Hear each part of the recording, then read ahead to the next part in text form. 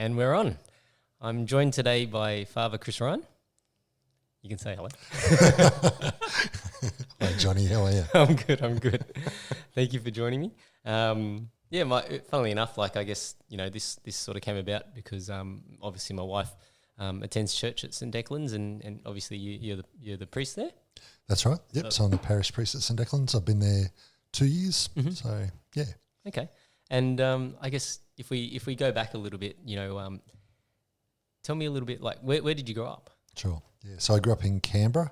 In Canberra. So I often say that I come from Canberra and somebody had to. So I grew up there. Mum and Dad moved there individually to go to university, and then they met, got married, had me fairly quickly afterwards, and I lived in Canberra for the first 21 years of my life. Okay. So and then moved to Melbourne when I decided to become a priest. So let's break that down a little bit. So what are some of your memories of growing up in Canberra? I think Canberra's a great place to grow up. If you like being outside, if you like sport, and you like being outdoors, Canberra's an amazing place to grow up. So I played a heap of sport. Yep. Anything in particular? Played a lot of basketball. Yep. Aussie rules cricket. Okay. I was never very good at any of them. I was okay. I wasn't terrible, but I wasn't great. And it was always moments of disillusionment, really, when I kind of worked out that probably I wasn't going to be, playing for the Australian cricket team or playing NBA or something like that. I think we all have that, right? As a 5'7", small Asian guy, we all dream about being in the NBA, but we realise very quickly that we're not built like some of the NBA players out there. So, and I think I obviously wasn't 6'3" growing up, but even 6'3" and slow, it doesn't work so well, right? So, so I grew up playing a lot of sport. I was studious. I liked learning. I didn't love school, but that was more about kind of the other kids and that sort of stuff in some ways. I liked learning things, and I was always a big reader, still am. So what, I guess, so when you say the other kids, was that due to, obviously differences, bullying? Yeah, so I got bullied a bit as a kid, probably not really till I hit high school, so the first few years of high school. Yep. I think that was partly because I was, some kids who are smart can go under the radar, and I was just too dumb to be that smart, really. So I'd ask questions and I'd answer questions, and the school I went to is a good school and I got a great education, but I think was it a Catholic school? Yeah, Catholic school, Catholic boys' high school. Yep. And it was good school in lots of ways, but I think that just that whole thing of kind of when you put your head up above the kind of parapet. And the tall poppy syndrome. Yeah, someone will try and chop that off a little bit. So, and I was a sensitive kid too. Yep. So that was made for a potent combination, I think. So, yeah, I certainly got picked on a bit and didn't handle that like maybe some kids would go with that better than I did. Yep. Yeah. So how did you react to it? I think a lot of the time I felt bewildered about it. I didn't understand why. I think now looking back, I've got a much clearer sense of that. I think the combination of being reasonably smart and being sensitive was a potent kind of mix. Yeah. So I understand that now. At the time, I just didn't understand why other kids didn't like me that much, or why they would. Yep. I wouldn't have really occurred to me that they could be jealous. I just wouldn't have thought about that. I just didn't understand it. So which is hurtful and hard. Yeah. Yeah. And did you, I guess, despite that, did you still form, good relationships? Did you have a couple of close mates? Yeah. Yep. Yeah, I did. Some good friends, especially kind of in the later part of schooling. I really made some good friends, and it settled down, and I kind of found a group of guys that I enjoyed the company of. They enjoyed my company. Yep. Faith was part of that. There are a number of guys who are we end up in a youth group together, so shared interests as well. Yep. Guys I played sport with.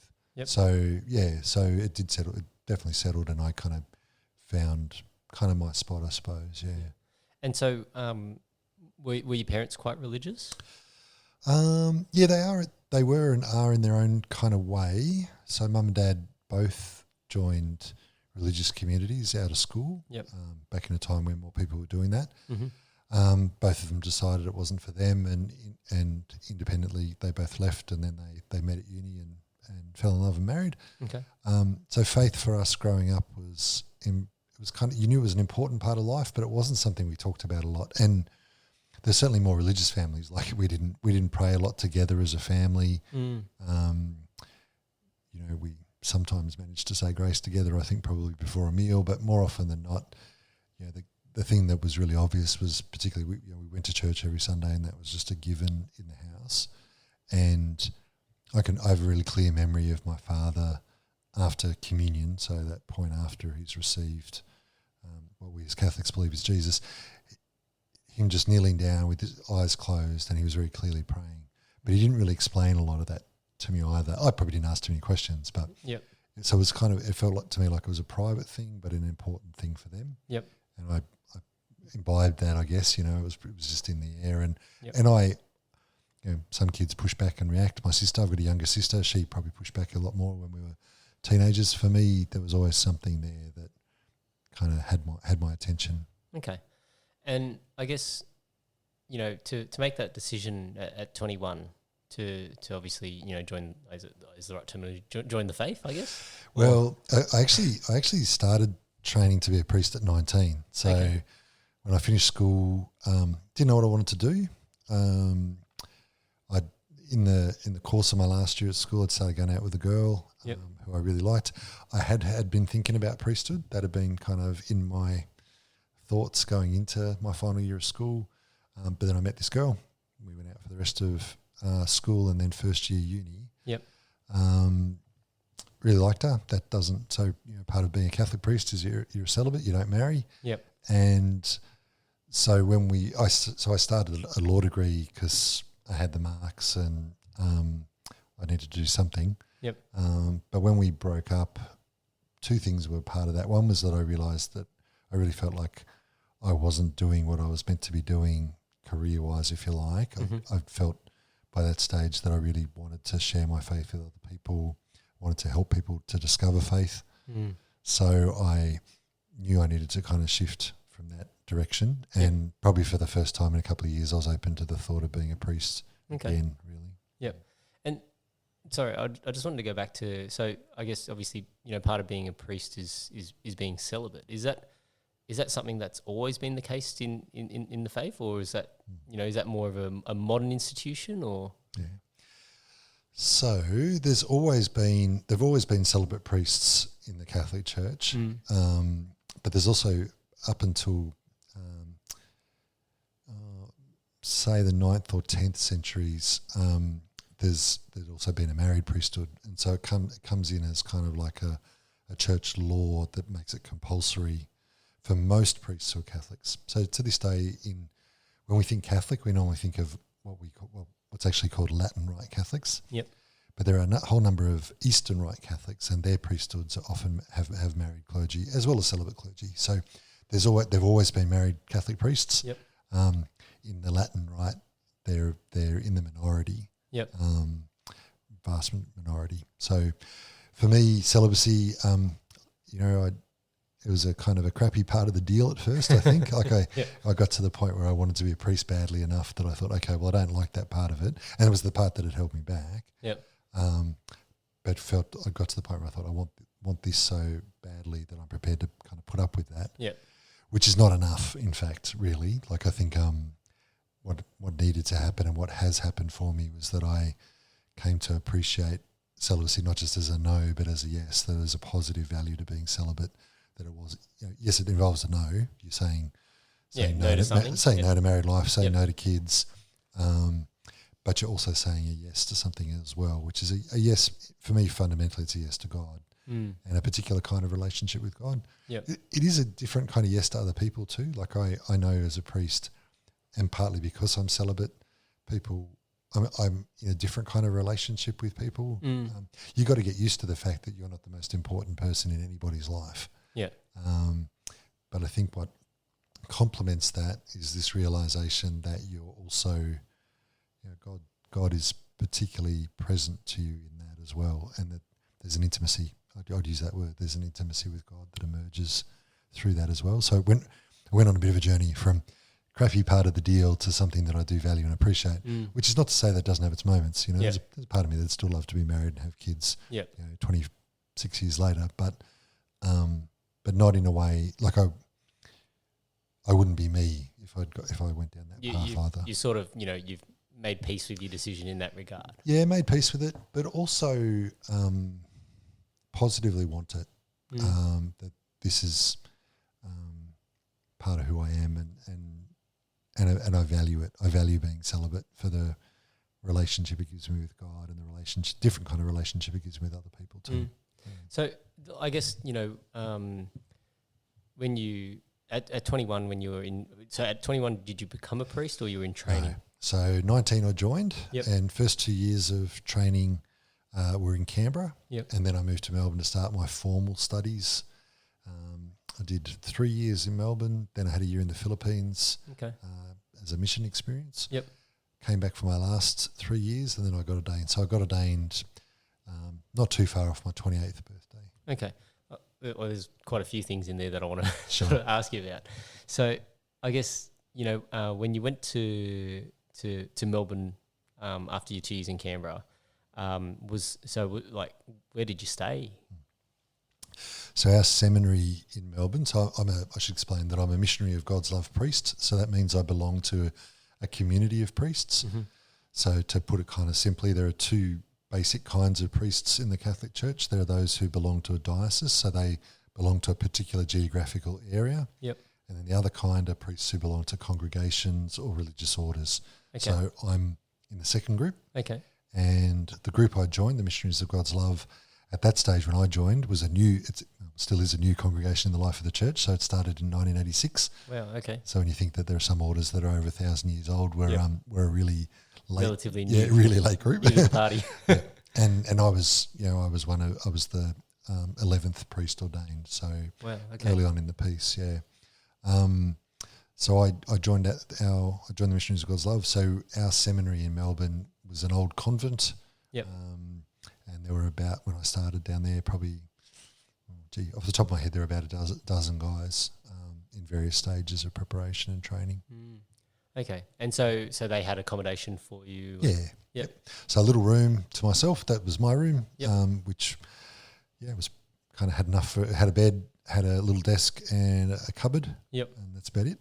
And then, what was what would your day consist of while you're going through that? Yeah. So starting pretty early for prayer, probably I think at that stage, it's probably got a little bit easier now, but I think at that stage it was before 6. Yep. Certainly up before 6, and then we begin with prayer together, which would involve, like, we have a chapel, we'd sit in the chapel, a big chunk of that would be in silence, so we'd just be praying quietly. Then we'd also have kind of prayer where you pray and chant various psalms, which are part of the Bible. Yep. Do that together. We celebrate Mass, so the Eucharist would happen as well. Breakfast, head into uni. So Yep. I went to a place called Catholic Theological College, and you'd have classes, so usually 3 hours on a particular subject, whether that was a book or some books of the Bible or a theological topic, philosophy. So, so a class, and then, like all uni students, some essays and some exams and all that sort of stuff. Yep. But coming home too, when we cooked and cleaned for ourselves. We all had chores to do around the house. So I remember, this happened a bit early, but I remember ringing my mum after I'd been I'd moved out of home and into the seminary, and just ringing her up and saying, I'm really sorry for all the things I didn't do and all the things that she did. And because you realise what you took for granted. Exactly. Yeah, had an appreciation for it. And I remember thinking too, when I was at law school, I was doing a little small part-time job at uni full-time. And what I managed to pack in once I was in the seminary and doing all, like, I was effectively, I was working in the sense in doing some kind of ministry. Yep. I was studying full-time, also helping kind of run a house, and thinking I packed so much more into a week, than I did when I was at uni, where it was all, a lot of lying around doing not much really. Yeah. So, okay, how did your parents take it when you told them that you wanted to become a priest? I did a terrible job of that. So I'd hinted at various points, like I really had not had much of a conversation with them about it, And then I'd been going out with, that was before I'd started going out with this girl, and then we were going out. Yep. And so we broke up, and the thoughts of priesthood came back fairly strongly, and I didn't really say much to mum and dad then either. Mm-hmm. But so the kind of part of the story was that I went down. I was living in Canberra, but I was due to have go away with some friends for a weekend down in Melbourne. Yep. And just so happened that the leader of the community that I now belong to, he was in Melbourne, even though he lived in Canberra. Yep. And so I pretty much hopped off the overnight bus from Melbourne and went round to see him as soon as I could to say I want to be a priest. And I thought he'd say, well, this was sort of March. I thought he'd say, well, you're going to have to wait for another 9 months and come in the next year. But he knew me pretty well. I don't know. He decided to take a chance on me, I guess. And he just said, well, how long do you think it'd take you to move to Melbourne? Well, it was moving to Canberra first, but moving into another house in Canberra. But how long would it take you to sort of sort that out? And I said, well, I've got to talk to my parents, and I want to defer uni, and I want to just drop out. Yep. So I said, maybe that takes me a couple of weeks. And he said, okay, great. Well, if you're ready after that, let's go. And I came home from Melbourne, and mum and dad had been away as well. And they walked in the door, and I said, I really need to have a chat to you. And they kind of said, I think mum might have said, now's not a great time. She had a headache or a migraine or something. I kind of blurted out that I was going to be a priest, and I was wanting to go soon. And I think for them, they were like most parents, they want to see their kids happy. Mm. And they also want security for their kids. And I was joining this tiny little outfit. Yep. There wasn't a lot of security. I remember Dad at one stage saying, if you want to be a priest, go to the Jesuits or the Franciscans, where there's kind of much more structures and a bit more security. I think that was a factor for Dad. Yeah, because they're older institutions, correct? Yeah, and so just a bit more sort of stable. And I mean, they knew my mum and dad knew the Missionaries of God's Love. They knew, they'd met some of our guys. They liked them.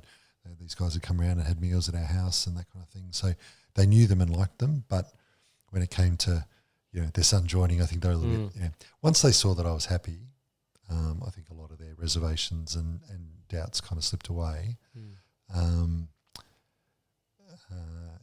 But it took a little bit of time. Did you ever have any moments where, as you're going through this journey, there you go, crap, did I make the right choice? Yeah, my first day. Okay, first day. So I'd had a pretty, like, different people had experienced a sense of call to priesthood in different ways, and I felt like I probably had a pretty strong call. Like I'd wondered about it, and I'd thought about it, and I'd tried to pray about it, then I'd tried to forget that I'd ever thought about it, and forget that I'd thought that maybe God was calling me. And the night that I kind of made the decision that this was the right thing, I dropped out of law school by this stage, but I was doing arts, and I thought I'd be a teacher. I wanted to share my faith, so I thought I'd teach religious education. Yep. It was kind of my way of kind of going halfway. Exactly. Yeah, it felt without going all the way. Yeah, and it absolutely felt like halfway too, Johnny. So I was doing that, and I was doing it. I had an English essay to write. Yep. I got home from having dinner with some friends, and I'm a morning person. I'm not a night person. But I thought I'll have a cup of coffee, which I'd only just discovered. Yep. And I'll sit down and I'll write this English essay, or at least have a crack at it. I sat down and I was just like, well, I'm going to bed. But because I'd had the coffee, I couldn't sleep. I was wide awake. And I wasn't praying. I wasn't thinking about my future. I wasn't thinking about God. But I just had a really profound, I was just lying there. I can't even tell you what I was thinking about, but I just had this profound experience of feeling loved. And I'd felt the love of God before. I felt like a wave this time, like it started at my feet and it just came over me. It just felt like this wave of love. And when you say that, is it like, how else could you articulate that sort of feeling? Is it like a warmth or? Yeah, yep, a warmth. It was, well, I think one of the things about the love of God is that it has the quality of, it's love because the love of family and of friends. The love, the love of a friend or parents or a spouse. So it's love, and then but it also feels different too. Like because you get this, I don't know this is where it gets hard to put into words because it feels unworldly. It feels beyond this, but it's still it's love. Yeah. Part of that's feeling profoundly okay, like totally acceptable. Almost like a surrender, or surrender on my part. Maybe. And then I think the way it feels like from God's part, I think is you're just feeling it's the joy. Like I think one of the things when you feel loved, there's a joy that kind of the natural response to love is joy. I think, and so just feeling this joy, like I was I'd experienced that before. Like my faith had become more important to me in my later years of high school, and so I knew what that particular night. I knew what I was experiencing. I thought this is, I knew this was God. I felt like it was unmistakably God, and it rang true with those previous experiences. But then the second wave was really feeling this is. It wasn't like I heard a voice. It wasn't. I just knew that I was being called to be a priest. Yep. And I had this moment. Part of that was I felt incredibly free. Like I was so filled with joy. Like I was crying tears of joy. Felt so free. And I felt free to be able to go, you know what, I could say no. I remember thinking this, and it's still clear to me now. I could say no, it'd just be a really dumb thing to do. Like in the light of the love that I was experiencing, the light of if this was what God wanted for me, like I knew that I'd be okay if I said no. It wasn't like I had to do it or I'd be damned or I had to do it or I'd be miserable or it would just be really silly to say no when you're being offered. Yeah, it was a choice that you willingly made. Yeah, absolutely. So that was from, it was a week and a half later I went and saw Ken, the founder of the missionaries down in Melbourne. Yep. And 2 weeks later I joined. Yep. So you asked, your question though was, do I have second thoughts? So 2 weeks later I joined. I joined on Holy Thursday, so 2 days, the day before Good Friday, so a couple of days before Easter. And so that Thursday was like a quiet prayer kind of day in the community, and I was joining late. Good Friday morning, I kind of woke up and I was just like, have I just made a dumb mistake? Like, have I just made the biggest mistake of my short life thus far? Just human doubts, like it wasn't, it was just, I suppose being there and in the reality of it all and thinking, okay, what's this mean? Now it's going to settle. Now it's sitting in, right? Yeah. And I just moved out of home like literally the day before and it was a huge adjustment and all that sort of stuff. Probably, after that, that sort of settles. You just kind of hang in there and grit your teeth for a little bit. After that, probably, at various points, but I think probably the biggest one was my second year in Melbourne. So 4 years, beginning of my fourth year in the Brothers. There was a few things. I think it started when the guys forgot my birthday. So the first time anyone in the house recognised it was my birthday was that it was in the days where there was no mobile phones. So there's one communal phone in the house, and mum and dad rang to wish me a happy birthday, and they people realised as they walked past that was the conversation that was going on. And so that's a trivial thing. I laugh about it now and think how silly in some ways. But what it triggered for me was really about my discovery about the value of celibacy, because I think it was me kind of going, okay, well, this is supposed to be the group of people that I'm committed to and they're committed to me. They've managed to forget my birthday. It kind of precipitated can I be here and receive the love that I need as a human being? Can I live this life and be fulfilled in terms of intimacy? And that really set me on a journey, really to discover that there are other kinds of intimacy than just romantic intimacy. And that was a struggle. Like I came within a hair's breadth of leaving, really. But I remember saying to Ken, the founder of the Missionaries God's Love, I remember saying to him, I don't think my heart's in this. I think I'm done. Was basically what I was saying. And I'd asked for some extra time off to think about what I was going to do. But I remember as I said it to him, I remember thinking, oh, that doesn't sit quite right. It doesn't. It's just there was something in me that just went, oh. And then I went I stayed down the coast and I just walked this big long beach every day for 2 weeks, just trying to work out what I was going to do. And then part of that was coming back and going, okay, I think I've got to pay attention to the fact that it's not, when I say my heart's not in it, that's not true. There's some things that have got to change in how I'm living it. There's some things that have got to change in how I see this, but my heart is, I can't say my heart's not in it. I'm not doing it very well at the moment. My heart's in it. So I think that's a really I think that's common for everyone, that sometimes it's not the issue isn't so much about the circumstance, it's how we frame it, you know, that we see a partial picture, or we see what we choose to see, and, you know, we're only seeing one side of it, right? Like, you know, we're very selective creatures. You know, we hear sometimes what we want to hear, and we choose to avoid things that, you know, might be confrontational, or might, you know, give us other feelings that we don't, you know, want to have. Yeah. I guess, you know, it's interesting, you know, when you you know, I think because it's, you know, for at the age that you were, to make a commitment like that, it's a big commitment. And you know, I can if I think about myself at that age, I don't think I could have made a commitment like that to necessarily many things. But I guess, you know, to appreciate, you know, the I guess the positive things that, you know, that you experience. You know, you do need to go and experience those negative things as well, right? Like, you know, otherwise you wouldn't really know. You know, I guess, like, have you ever had? I guess what I want to ask is, you know, have you ever had a time when you doubted that love of God? There's a lot in what you're saying there. I feel like there was a whole bunch of thoughts running around in my head. But to answer your question, I think like since the age of about 16 or 17, I don't know that I've doubted the love of God. I think I've ignored it.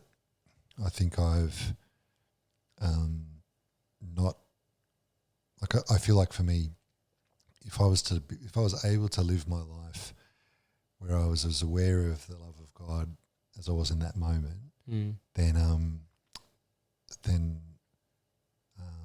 well, that's what I would want. That's what I'd aspire to. You know, you can't always feel like that. I don't think it works that way, that God would always, we constantly would feel that.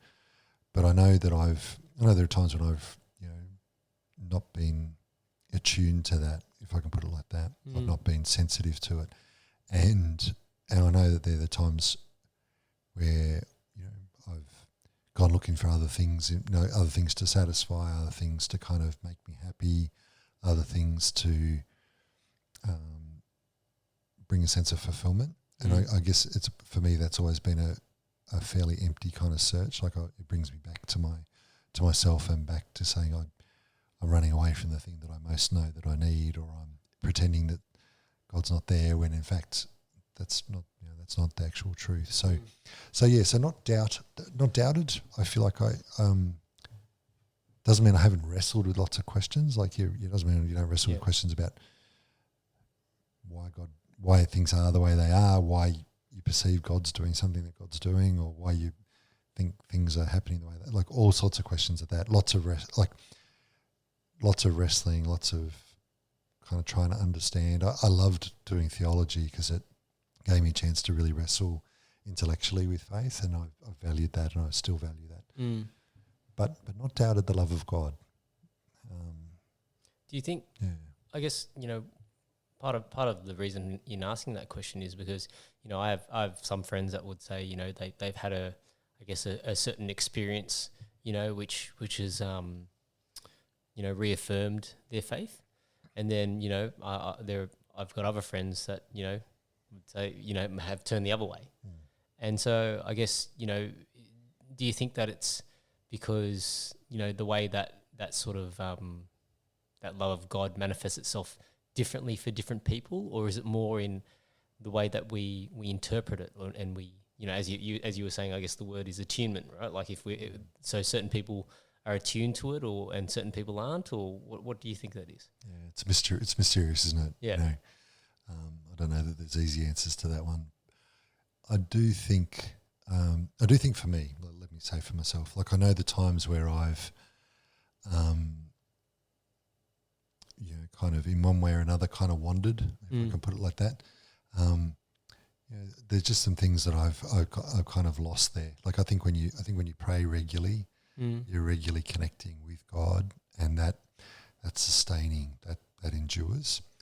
I think being with, not that you need to sort of put yourself in a little bubble and the only people you talk to are like-minded people of faith. I don't believe in that for a second.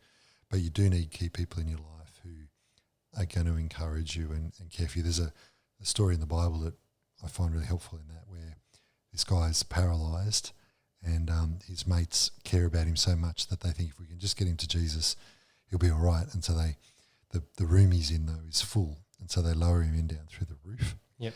And Jesus heals this guy who's paralysed as he's been lowered down in the stretcher. I often feel like, sometimes we're the paralysed person and our friends are bringing us to God, and sometimes we're the ones who are bringing our friend. Yeah. Yep. I think that really matters. I think you need some people in your life who are going to encourage you when you're feeling down or when something terrible happens, and you're just asking all those natural kind of questions. You need not people to fix it for you or give you platitudes or simplistic answers, but you need people who are going to be there for you in it and love you in it, and maybe just gently also direct you back to, well, God's still here. It doesn't mean that this hasn't happened, or it doesn't mean that this isn't awful or this isn't really hard, but God's still here too. Interesting. I guess, so I guess for people listening, to sort of clarify, my sort of position, like I would sort of say that I'm probably more in the agnostic side. So I don't, I guess for me, I'm probably more traditionally, Buddhist faith through my father, or my father's side, I guess.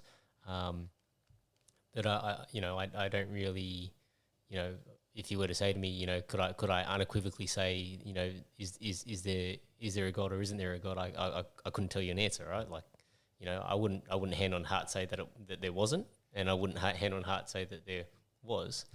But I guess, through my sort of experiences in terms of religion, like I sort of throw religion into, I guess, one sort of basket where, I think there's a lot of similarity between a lot of the different types of religion.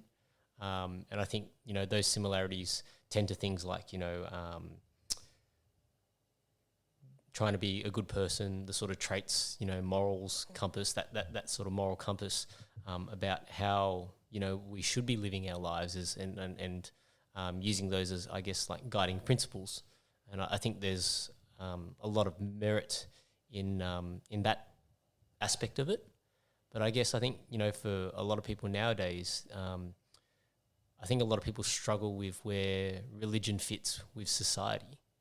Like, what do you think about that? Yeah, I mean, I think,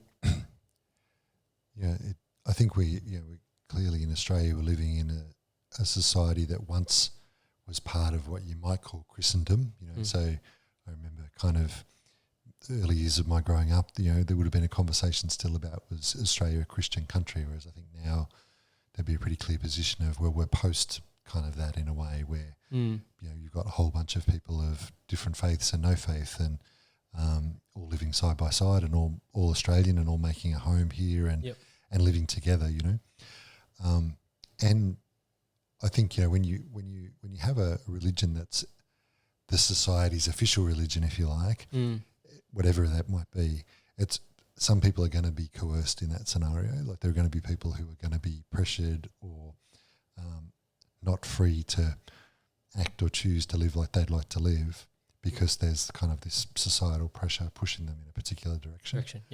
So I think there's something that's really rich about Australian culture, which says we want to try and avoid that. We want people to be able to express, what they believe or what they don't believe, and that's okay.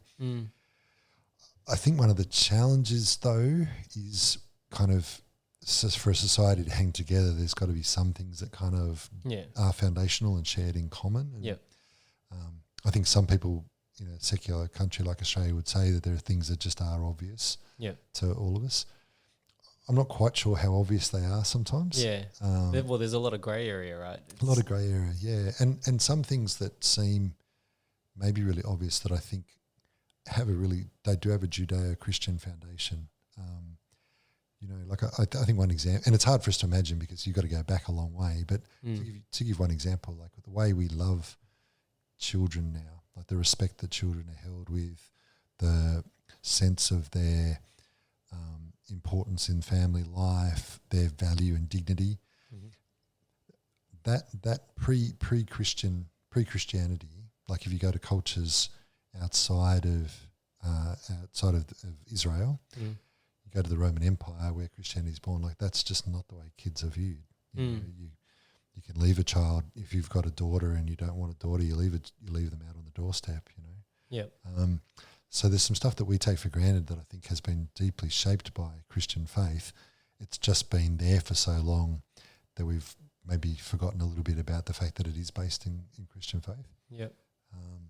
So I think there's a challenge there for Australia that I think is an experiment that's still ongoing, which is how do we, on the one hand, recognise the dignity of everybody and their freedom to worship as they feel led, which I think is really important. But how then do we find the commonalities, the things that are going to hold us together? Because I think if I look around at the moment, I think that it feels like there's fracturing all over the place. There's society seems to me to be kind of, I'm not kind of getting on doomsday about it's falling apart, and I'm not a catastrophizer in that sense, but it doesn't feel like it does feel like there's really, really big tensions and people have diametrically opposed views and how do you do that?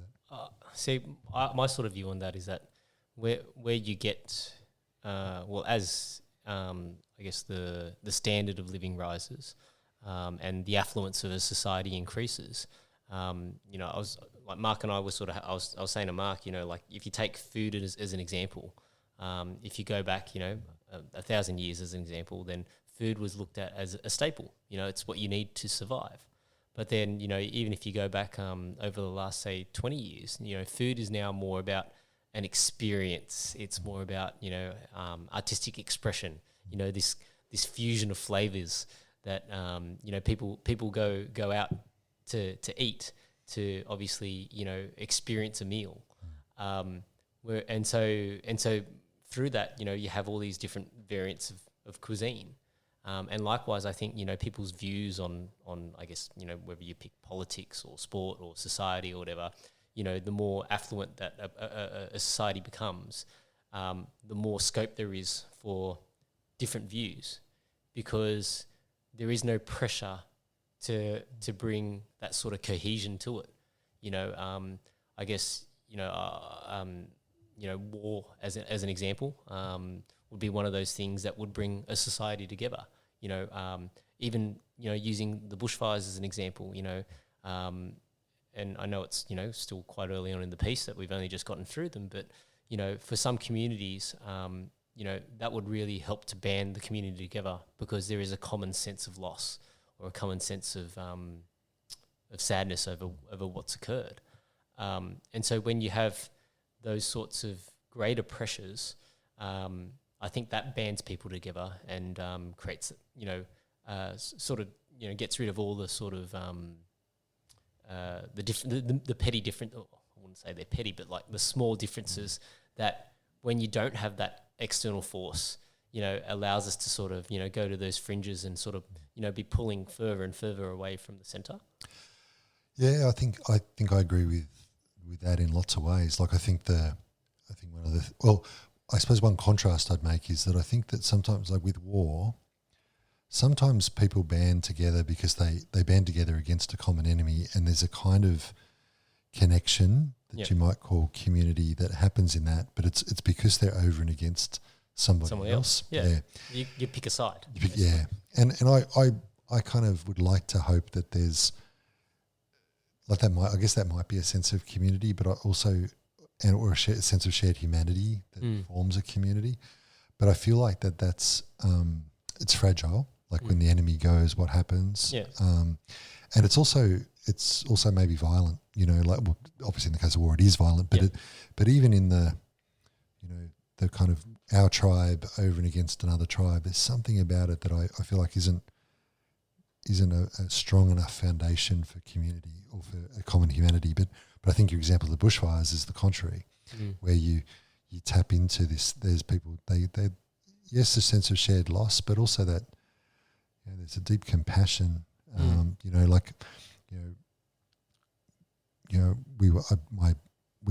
My family and I weren't directly affected by the fires. We kind of had a little brush there on our holidays just after Christmas. but you just feel very deeply for those, like some towns nearby. Of course, you just think, oh my gosh, so there's a compassion and a shared sense of, this is because you can imagine. I think compassion. I think you can put yourself in the shoes of of the others. Yeah, and so you hear great stories, don't you, of people doing wonderful things for each other in those moments and caring for one another, and that's good religion, healthy religion, and I think there's unhealthy religion. Good religion will do that. Like good religion will, it's about you ought to come away feeling enlarged as a human being, not shrunken or narrowed, or feeling like I'm making really strong demarcations between us and them, and none of that's healthy faith. Yep. I think healthy faith, and this is the word Catholic means universal, where where nothing really that's truly human ought to be foreign to us. We ought to be able to, somebody who doesn't share our faith, it doesn't mean that we don't have a shared humanity. It doesn't mean that we can't have a mutual compassion. It doesn't mean that we don't share many values, like you were saying before. And I guess that's part of what I love about the faith I have, is that at its best and at its richest, it will have that sense of it's large enough to encompass a full humanity and a shared humanity, and it's also it enlarges me in the process. That it calls me to that when maybe can be tempted to a narrowness of spirit, a narrowness of vision as well. Yeah. Do you think so? I guess talking about unhealthy religion, like. When I look at, I guess, a lot of there's so many different denominations of Christianity or Catholicism that it's basically marred by a lot of that sort of tribalism that comes along with that, oh well, this is the form of faith that I have, and it's whilst it's similar, it's very different to this form of faith. Like in your studies, like I guess, how do you view that sort of, are they the same or are they different, or like what's your personal view on that? In terms of Christian faith, the things like the different denominations, the things that divide us are much smaller than the things that unite us. We share much more in common than what divides us. And so for example, when I did my studies, I read probably as many Protestant authors as I did Catholic authors, for example. And there are differences, there are nuances, and that if we didn't think they were important, then there wouldn't be a difference, right? But but they're not as important as those things that do unite us. There's a common core that's there. I suppose there's got to be some realism around the fact that there are. That'd be true of many. Then there are certain there are groups, I guess, that I kind of. Well, I guess I feel, there are differences that are painful and differences that I think are problematic, because partly, I guess, ultimately because I don't think they're being faithful to the vision that we've been given. So, if it's a church that in some way or another sanctions violence in the name of God. Those churches exist. Well, that I feel like that's deeply inconsistent with Jesus. Yeah. So, so for the vast majority, much more things in common than things that divide. Yeah. But I'd want to make some kind of little demarcation there and say there are some where I go, oh, that makes me very uncomfortable. Or, another example might be, so there's lots I love about Pentecostal churches, and not all of them. This isn't true of all of them, but some of them would be into what's sometimes called the prosperity gospel. So you follow Jesus and he'll make you rich, materially rich. Yep. I don't think that's consistent with the good reading of the scriptures. You know? Yep. I think Jesus makes you rich, but not materially. I think there's a different kind of richness. There's a richness, like I was saying about a largeness of soul, a depth of humanity, that kind of rich. And some of the richest people, by that definition, have got nothing materially. So. Is that just a skewed version or interpretation? Yeah. Yep, absolutely. So I guess, when people have that sort of, skewed visions or interpretations of, what things are meant to be, do you view it like, I guess, would you view that as also the work of God, or how does that sort of facilitate itself? I think one of the ways to think about it perhaps is, quite often like people who are not Christians would accuse us of being hypocritical. And I think part of that, like an honest answer is, yeah, kind of we are, in the sense that Jesus sets before us this really big, challenging, demanding kind of vision, and nobody fully lives up to that. And so every individual has the gap between the ideal and the reality, and I think every church does too. And part of the richness for me of having friends who are from other Christian traditions and having studied other Christian traditions is, I feel like my perspective on faith is enriched by them. I think I'm very happily a Catholic. I love being a Catholic. I think it's really, so much I value about it. But in the living out of it, we fall short. We fail in all sorts of ways as a church. Oh, of course. And you, at the end of the day, you're humans who are thrust into a position where, well, obviously by choice, but you're in a position where, you're supposed to be fostering this relationship, with God and sharing, I guess, that journey for others to sort of walk beside you, right? Yeah. And does that sort of, I think for some people that's almost like giving them a sense of power, wouldn't it be? Interesting question. I mean, I think for me, one of the things that I find, is I really want people to have mercy on me in a way. Like I've got to get up there on Sunday and I've got to say, here's what Jesus says, and here's what I, as priest, I feel like I'm called to call you to. Yeah.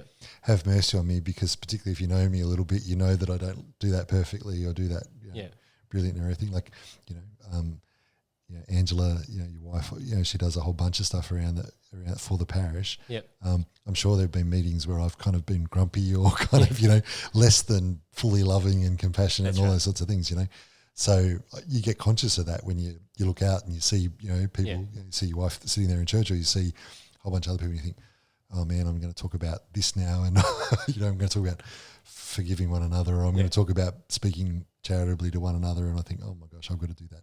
Yep. I've got to hear that first, So I definitely feel that. Like I want people to, I would hope people might be merciful with me when they know my frailty and weakness as well. But then as far as the power thing goes, I mean, any leadership, like with any kind of leadership role comes a power, right? And it's about how you use it. Yep. Jesus is really clear, I think. I think he's really clear about what kind of leadership his followers are supposed to have. And he says, if anyone wants to be great among you, you must be the least of all and the servant of all. We talk about sometimes it gets talked about as servant leadership. Yep. It's about laying your life down for the sheep, in imitation of Jesus. Yep. So it's kind of in some ways, it's a renunciation of a certain kind of power. Yep. And the church has failed dramatically lots of times to do that, I think. Yep. But at its best, and there's lots of examples where it's wonderful and glorious too, I think, where people have renounced that kind of power that is over and against, that's coercive, and embraced a power that's ultimately a power about love, that's expressed in service and generosity and laying your life down. That's the leadership that we're called to as priests. It's the leadership that it's absolutely challenging. I don't do it perfectly by a long way, but I do know that that's what I'm trying to do, and I'm not trying to do the other thing. I'm not trying to stand over people or go on a bit of an ego trip or something like that. Yeah. I think that's taking it into, I guess, the commercial world. That's the sort of leadership that any sort of manager or boss should be aspiring towards. I can speak from experience. That I was once a manager at a young age, and probably more on that. Yeah, like you're thinking that you're doing it for other people, or that you're doing it for their benefit or whatever the case may be, but really you're self-serving because you're young, you've got a title, and you want to prove to people that you've got what it takes. And so you speaking from experience, there was a point in my career where I was so focused on me that I can honestly hand on heart say that I wasn't the best the best boss or employer, and then over time, I think through a bit of life experience, and I guess having that extra time under your belt, like now I always say to my team that, you know, that like if they fail under my guidance, that's the biggest slight on me, you know. So a lot of the actions that I take is because I want them to be successful, because that's the biggest, I guess, litmus test of how I am as a leader. And, you know, I always like to say that, you know, we have leadership meetings, not management meetings, because, you know, managers will manage and leaders will lead, right? And so, you know, when you think of a leader, you know, I guess by virtue of the word leadership, you know, you're the first one out on the battlefield, you know. And as you're saying, I really like that analogy. You know, you've got to leave it there to sacrifice yourself for the people if that's what's required. But I think, you know, when you can achieve that in a, whether it's in a working environment or whatever the case may be, and I think, you know, you really get some great results and some great buy-in from your people. So I guess, you know, I like that analogy from that perspective, because I can see how that relates very clearly with life and I guess my working situation. Yeah. I want to go back a little bit, because I want to ask you about. So you mentioned that you went on a mission basically to the Philippines. So what was that like? Yeah. Okay. Wow. So I was 24, first time overseas. Yep. So yeah, my first trip overseas, I was moving away for a year. And was it, so did you get a choice in where you wanted to go, or they just said, hey, we're going to send you to the Philippines? Not really. Like, it was a little bit of a dialogue, but it was pretty clear that this was where I was going to go. So maybe, I don't know, I was excited to go. Okay. Maybe if I'd kicked up a fuss, they might have looked at a different option, but I was pretty excited to be going. I guess I'd always felt called I wanted to minister in Australia. Yep. And I thought the experience of being overseas for a year would give me a really good insight into kind of what does belong to culture and what doesn't, and in terms of faith especially. And so I was excited to go.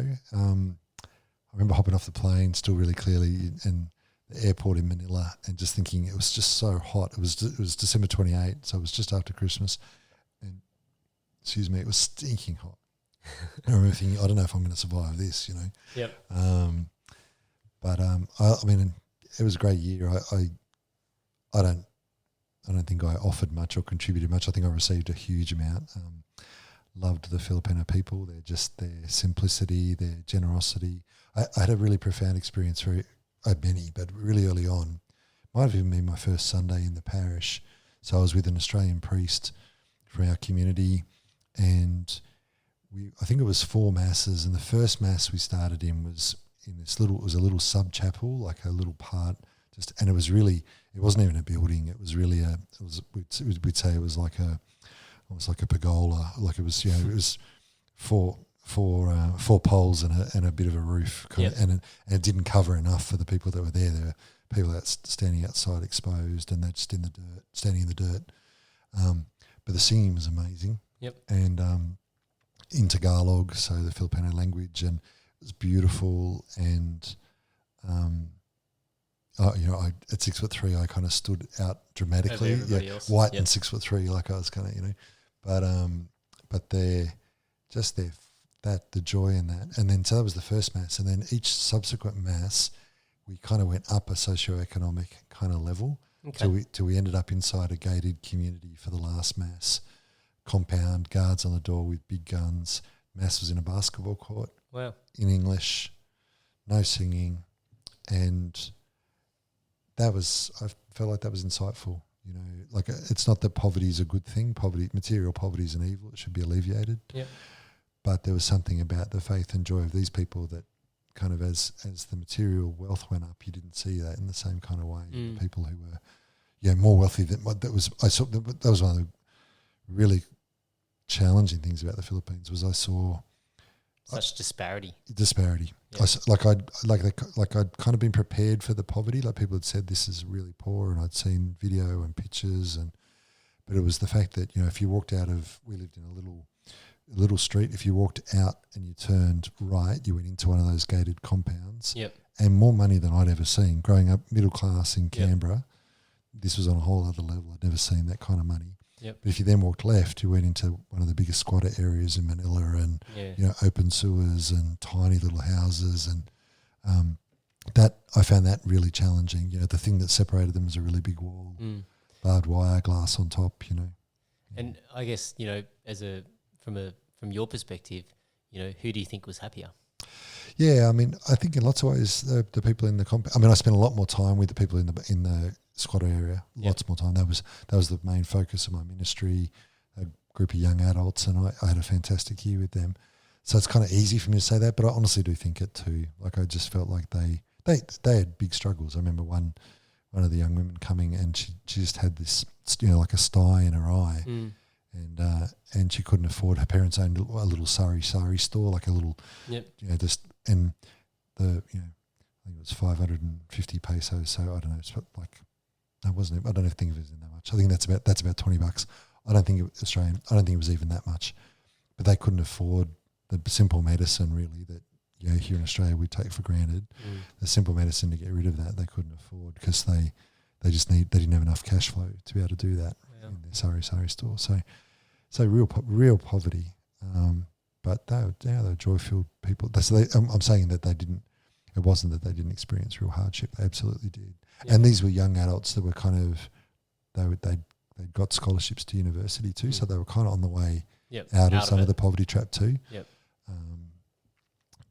And they shared some of their challenges and struggles. And young people too. Some of those struggles are the struggles around, the boy that doesn't love them back, or the girl that doesn't love them, or the girl that does, or all that, like the normal sort of things that everybody has. Do you think they were more grateful for what they had in life, or what they got, what they received? Absolutely. One of the things being, like, I remember how often they would pray and they'd just say thanks for the gift of a new day, or thanks for being alive. And I don't know that I'd heard lots of people pray like that in Australia, because that bit we just take for granted.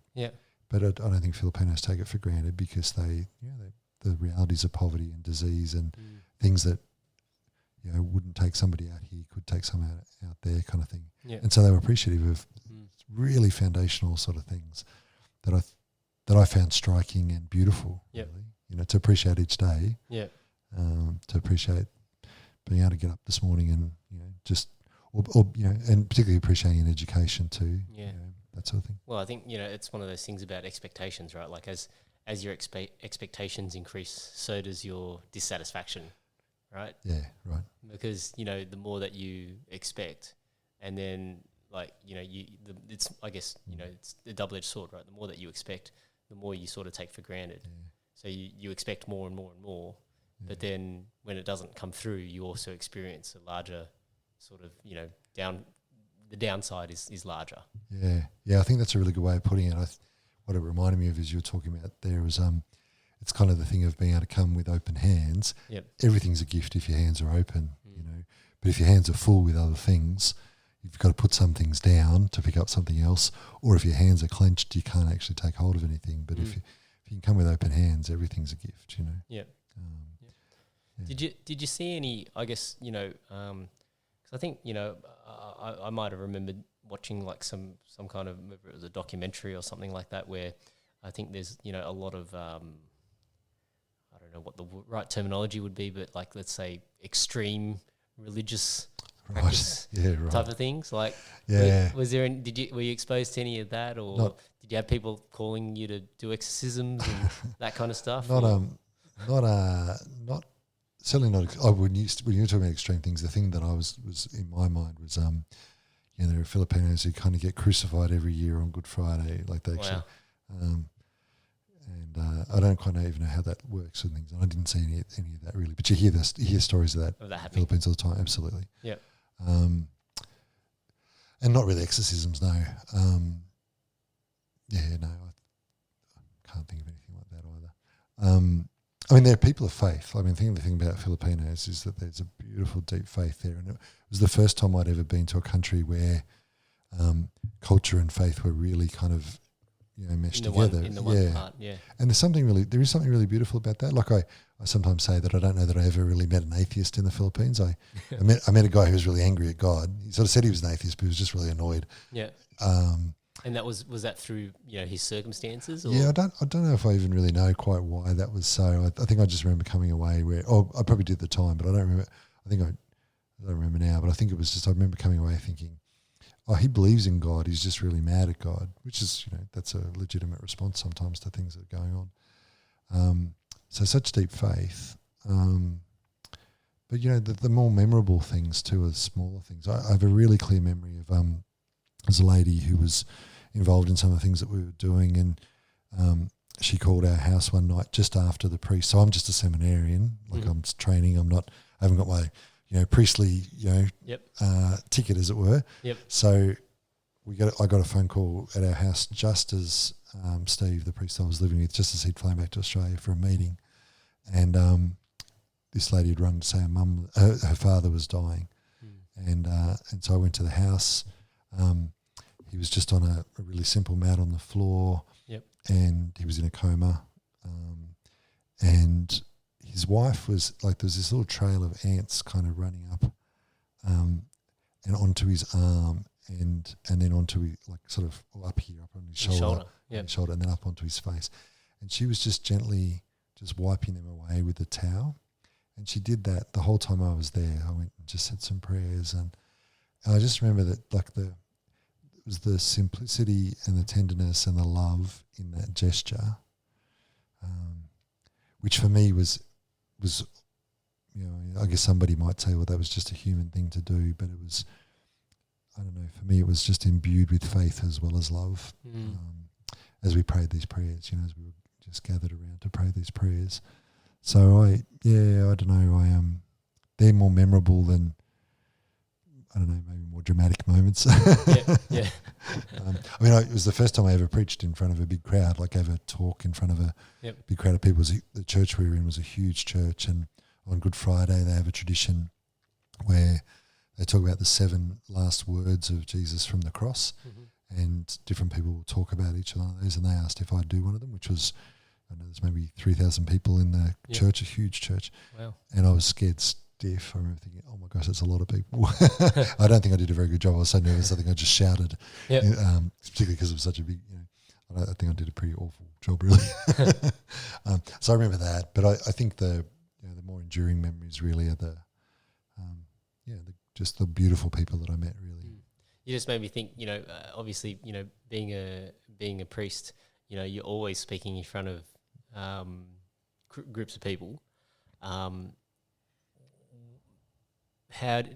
Was there? Do you have to do any training to develop that, or do you just sort of, you know, just through sheer practice and numbers and of times that you do it that you developed it, or was, you know, how did you improve, I guess, from that perspective? Well, you definitely should be doing some training. Like it's really important that happens. In some ways, so I did a unit. I did a semester-long unit on preaching, and which wasn't. I remember thinking, like, I got like, there's a bunch of us in the class. I got probably 2 goes at it, and I think you need a whole lot more than that in lots of ways. Yeah. But would you say so? Before that, you wouldn't say that you were a natural speaker, correct? I think I knew that I liked to talk actually. So I remember as a kid at school doing public speaking and debating and kind of finding that I liked it. So you enjoyed it? Yeah, I enjoyed it. So no, I did. So I think that I naturally liked it. Whether I was any good's another question at all altogether, but I liked it. Yeah. And I think, I guess the way I've kind of, so I did that course. I don't know how much I got out of that. Probably the way I learnt to preach was, to begin with, was I imitated the people who I thought were good preachers. Okay. So one of my scripture teachers was just a really good preacher. I kind of watched what he did and how he did it, and how he took the scriptures and how he connected it to people's lives. The founder of our congregation, Father Ken, is a really good preacher, and I certainly imitated how he did it. And then I think over time it becomes more your own. Yeah. But it's a great way to learn. I think, you know, in terms of when you're picking up any sort of skill, if you can imitate, you know, people that you think are great at it, or definitely, you know, above your level at it. I think that in itself, you're starting to analyze and break it down and trying to understand it better, so that, you become more aware of what you're trying to convey, or what's the best way to try and get this message across. Yeah. So Yep. okay. So that was how I had to go at it, and then you various contexts where you kind of hear yourself back too. Occasionally. Where it's Did you ever record yourself? Yeah, absolutely. Yep. And you listen to it back and you think, oh my goodness, and don't do that and stop doing this and all that sort of stuff. So yeah. And I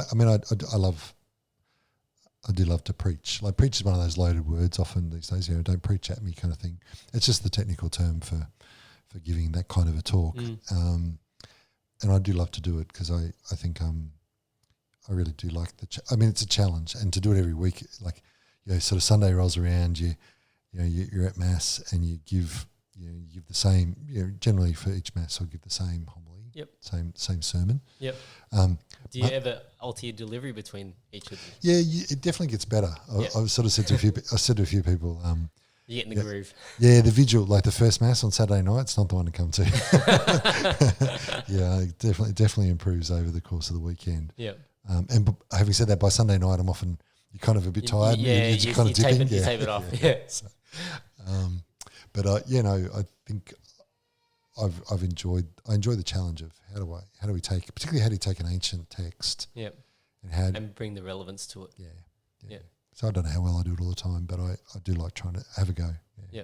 And so when you're doing something like that, like how are you drawing on experiences, or how are you trying to create that relatability? Drawing on lots of things. Experience. I think one of the first things you're trying to do is just trying to say, well, what's God trying to say to me through this passage? And that can partly challenge, like we were talking before, that can challenge you to kind of go, well, the first person I'm talking to here is me. If he's saying something about forgiveness or about loving those who hurt you, or so the first thing is, well, how does that affect me? What do I And that can provoke or evoke images or stories, experiences from my own life. I've got a little sort of treasure trove of stories that that I'll dip into and search for and pull out, and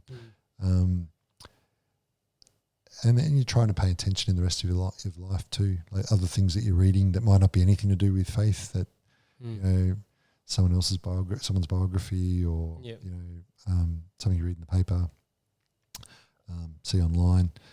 So you're trying to, how do those things, and you're trying to think about the people that you've talked to during the week and people that you know in the parish, and I try and imagine them in a way and say, okay, well, what would they need? What's going to be helpful for them here? How's this going to connect for them?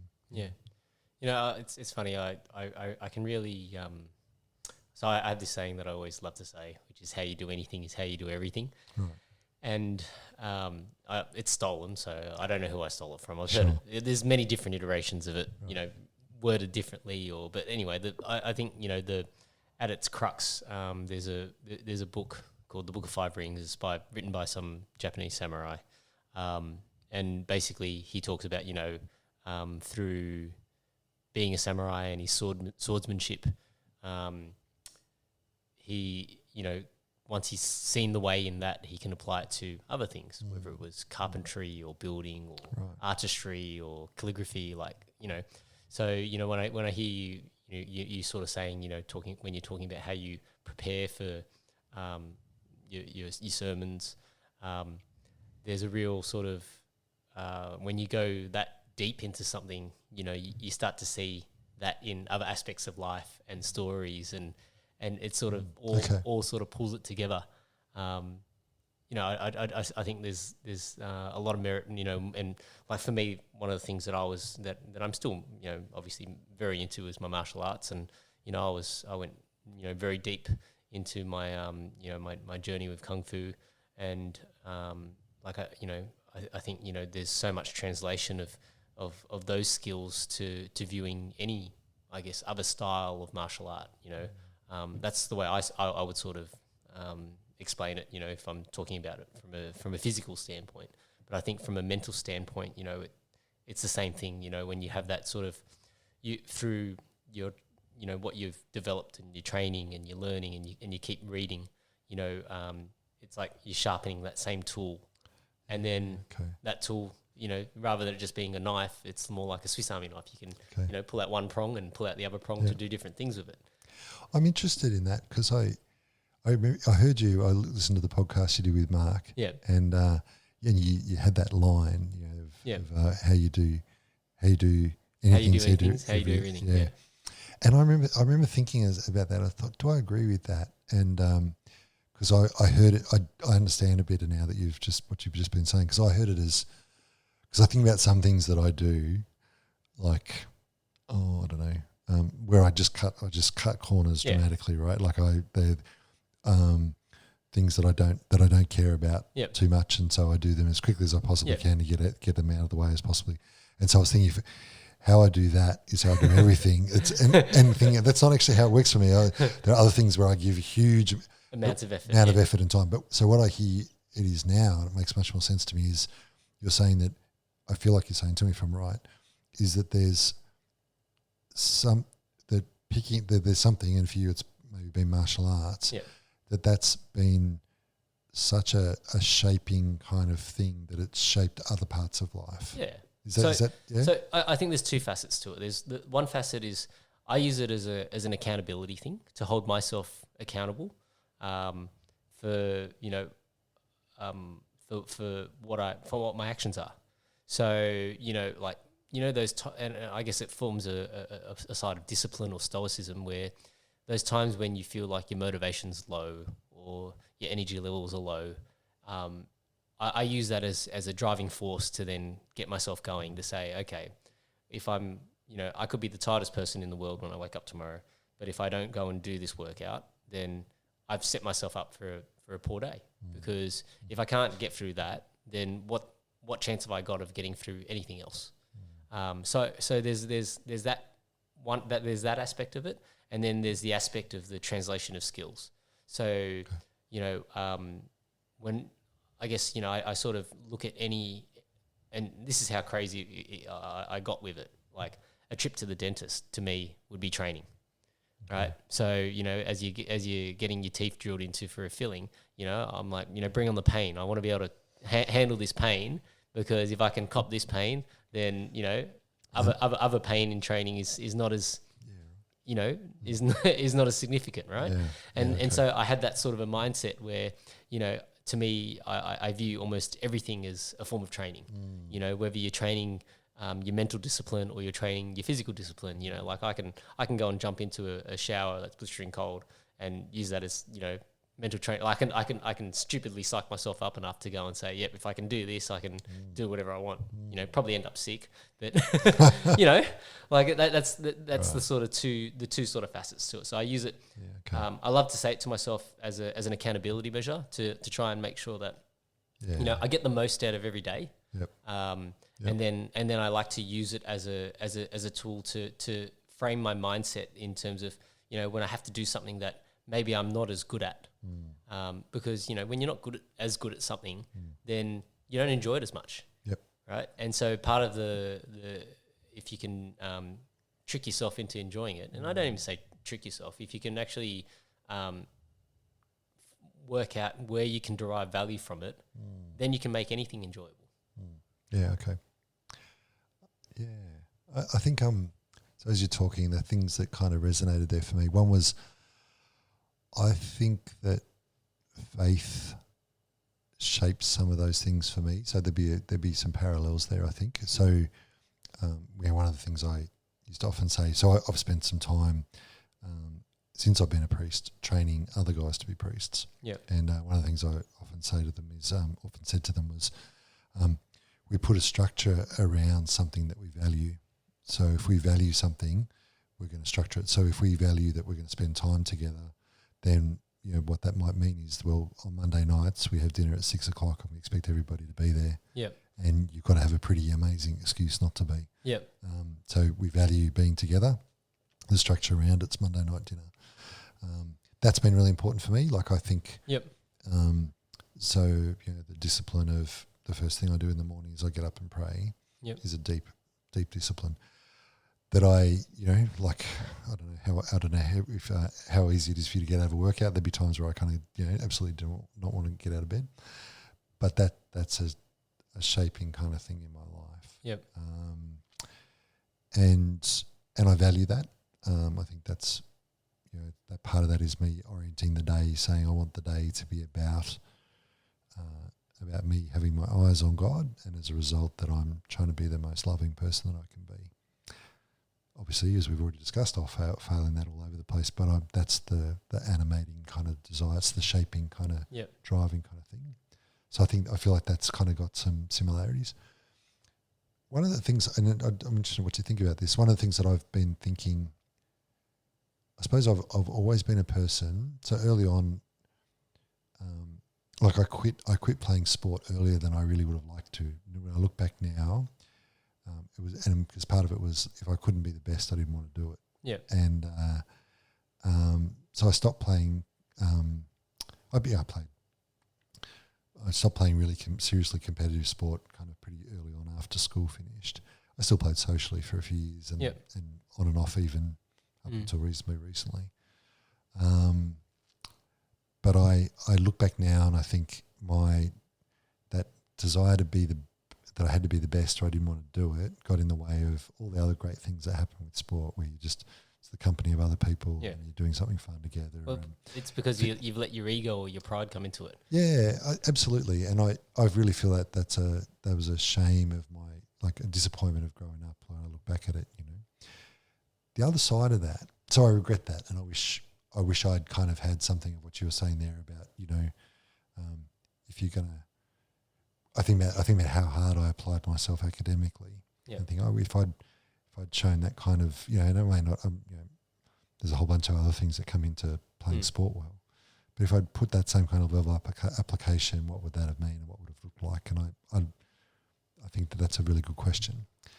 The other side of it for me in more recent years too has been, even within priesthood, say, where, I know that I'm okay, and I know that I'm reasonably good at a number of different things about being a priest, and I'm not good at everything. Yeah, some bits that you don't enjoy. Yeah, that don't come naturally, that I can do, but I don't necessarily feel like that's really where my strengths and gifts lie. And I remember one of the best pieces of advice I got very early on as a priest was basically another priest saying to me, "Well, you play to your strengths," and so rather than trying to be the best at everything, be the best at the things you really are good at, but find your niche and find other people to compliment. Yeah, so that's I think that's in a management book, From Good to Great, right, where they talk about doubling down on your strengths, and then trying to find people that complement your weaknesses, as opposed to putting all this energy into trying to develop your weaknesses and leaving your strengths as only mediocre. Yeah. So it's exactly that point, and that's been helpful for me because it frees me from the need to feel like I've got to be good at everything. Yep. There are things that other people on the team at the parish can do in a fraction of the time it would take me, and with a fraction of the distress or pain or kind of boredom or frustration that it would take me, because they just know what they're doing, they know how to do it. And for me to be able to let go and let them do that, I think has been a really important thing. I think it's something about our it's something about teamwork. You can apply it to lots of different levels. It's something about teamwork. It's something about going together for a shared goal and trying to achieve something together that I'm really enjoying. At another level, it's probably just also about the fact that it's no one human being has it all, but together you can. There's the shared humanity. There's the shared humanity thing again. Yeah. Look, I always look at it as learning is. I view learning as fun. So if I have an opportunity to learn new skills or new things, and probably to a fault, I'd probably say more yes than I should, much to Angela's I don't know, disgust wouldn't be the right word, but she'd just be like, you're the kind of person that if you take something out, you just fill it right back up anyway. So I'm always trying to keep as busy as possible, and really trying to extract the most out of my time. And so, even like this sort of podcasting project, she was just like, sometimes she just doesn't understand, because she's like, it just chews up so much of your time. And, for me, it's like a little bit of a learning project. I had to go out and, try and identify, well, how am I going to do this? And I went through a few different ideas about, how I wanted to do this. And I was looking into, do I use a camcorder so I can video the conversations as well? And then it's like, do people really want to sit here and watch two people talking? Like, probably not. And then it's like, you just sort of add in all this complexity, right? And then and you get to this point where when you add too much complexity, you just do nothing. Yeah, so then I was like, okay, well, I'm going to try and work out what's the ideal setup so that it's from my perspective, it's a minimal sort of effort. So I can take the path of least resistance. So I literally have everything that can fit into a slightly large backpack, and literally I can unpack it in 5 or 10 minutes and pack everything away in 5 or 10 minutes, and I hit one button and we're on. And then I don't really do any sort of editing. Okay. I had a conversation that I did just maybe a week and a bit ago now. Was the first time where I ever actually had to pause because there was a problem, and then now I've got the bloody pause situation where now I've got to work out how I string those two files together now, because in all my other conversations it's literally just I've never had to do that, right? So and then like when I upload the podcast episodes, I take a photo obviously, and then I've had to train myself in a little bit of Photoshop to crop the image to the right size, and then put a filter on it and put the words and all that sort of stuff on it. So I just view it as it's all a learning opportunity, and then whatever skills I can translate from that into something else, then that's a win. And likewise. So I try not to view too many things as being detrimental. I think I guess one of the things that I think about now is that there is a point of diminishing returns when you go too far with something. So sometimes it's actually better to just have the consistency to just maybe do it once a week and do it that way without going 5 days a week, and finding other things that are equally as interesting and working on those, because I always view it as playing that long game. So yes, I may not make the same sort of ground as somebody who might be doing it 3, 4, 5 times a week, but I know that I can sustain this for a long period of time. So the person that's pushing themselves and burning themselves out, they'll get to that point, and then then all progress stops, right? And sometimes it goes backwards, because if you're not going forwards, if you're just staying still, the competition is increasing. But I don't say that because I'm competing with anyone. Like, if anything, I'm not doing this for any other reason other than myself. I just enjoy the conversation, and it's great to get other perspectives, and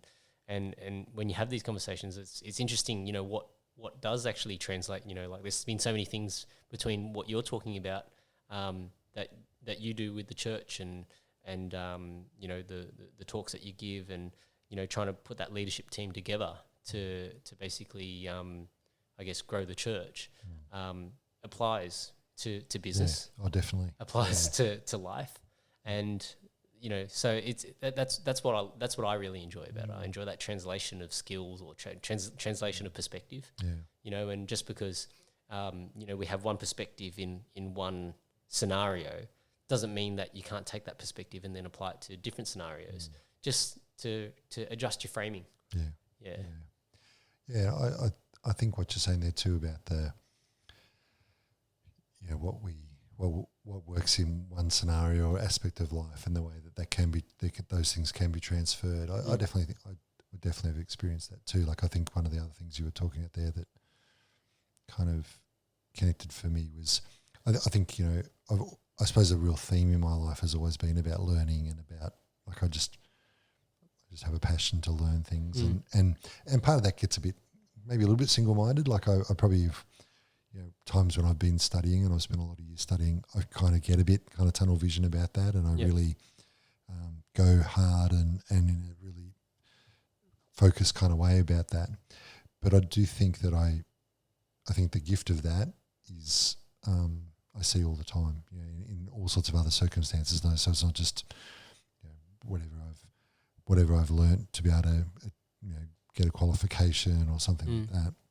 None of that's had its place. It's been necessary to, like all qualifications, it's necessary to do the thing that you want to do in life, But what I do think has been, I see it play out though, of the things that I've learnt and things that I'm learning, and A big part of that for me is just trying to read really widely.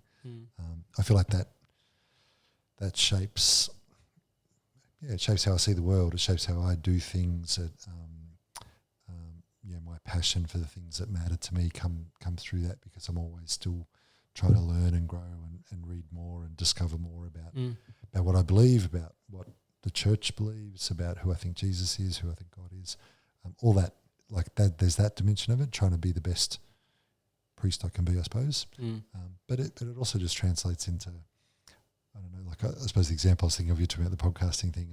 We've got a new church management software piece, that sort of thing. And really, it's not my job to. I'm not quite sure whose job it is. There's no one who's got the job of making that work. Lots of people are making great contributions to it, but I keep finding myself kind of having a fiddle with things to make them work, because partly because I'm just really interested. Like I'm just you enjoy it. Yeah, it's kind of cool. It's kind of cool to watch it happen, and that it's going to make a difference, and those sorts of things. So, there'd be people who hear me saying that, and they'd be thinking, "What on earth are you doing that for?" So many other people could do that, and that's true. There's probably a certain point where there's certain things that I have to do that only I can do in a way. Yep. Not because of my particular skill set, just because I have that role. Yep.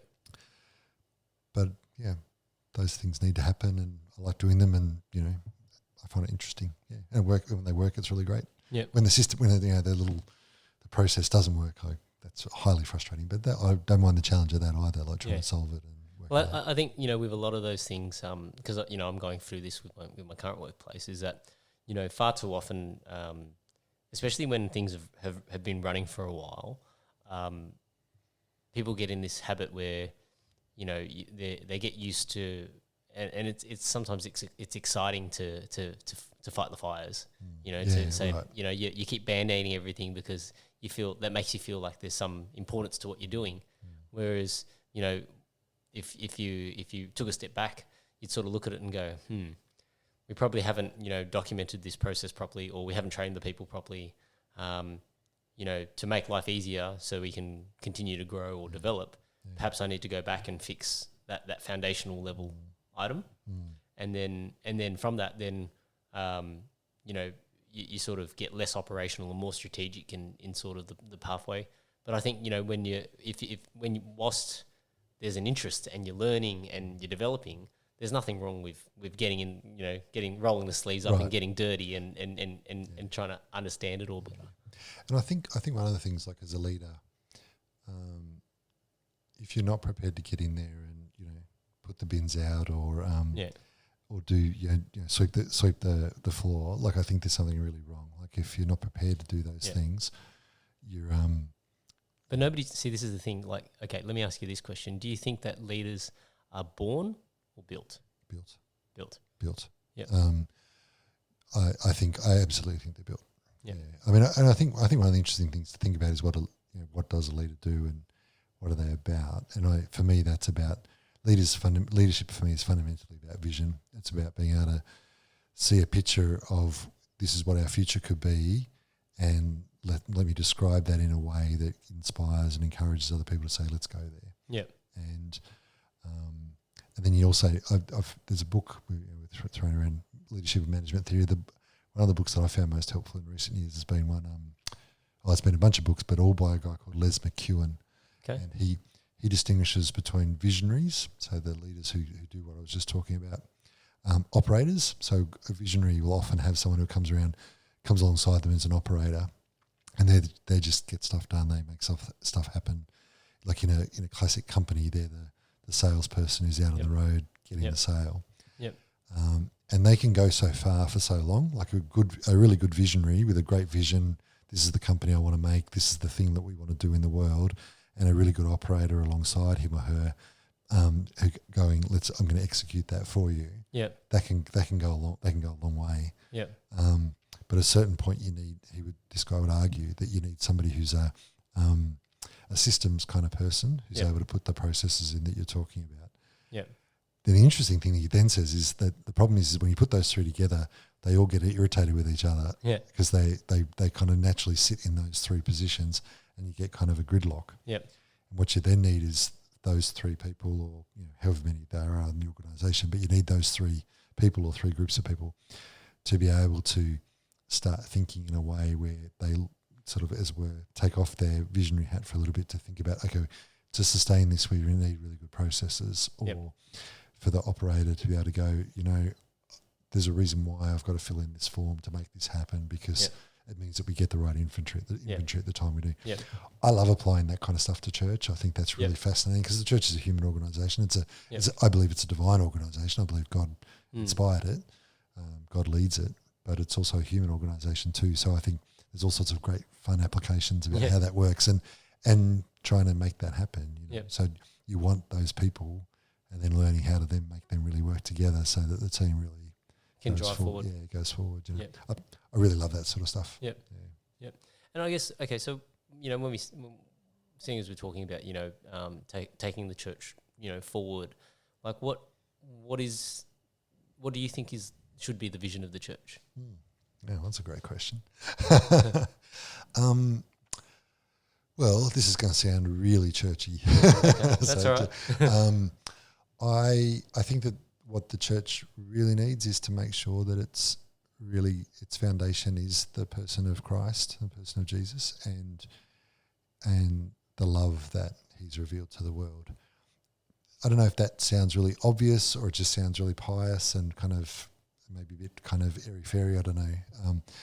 But I think when the church loses that as its central focus, then people are involved for something other than faith, and this is the thing that's foundational. So I think that that's really key.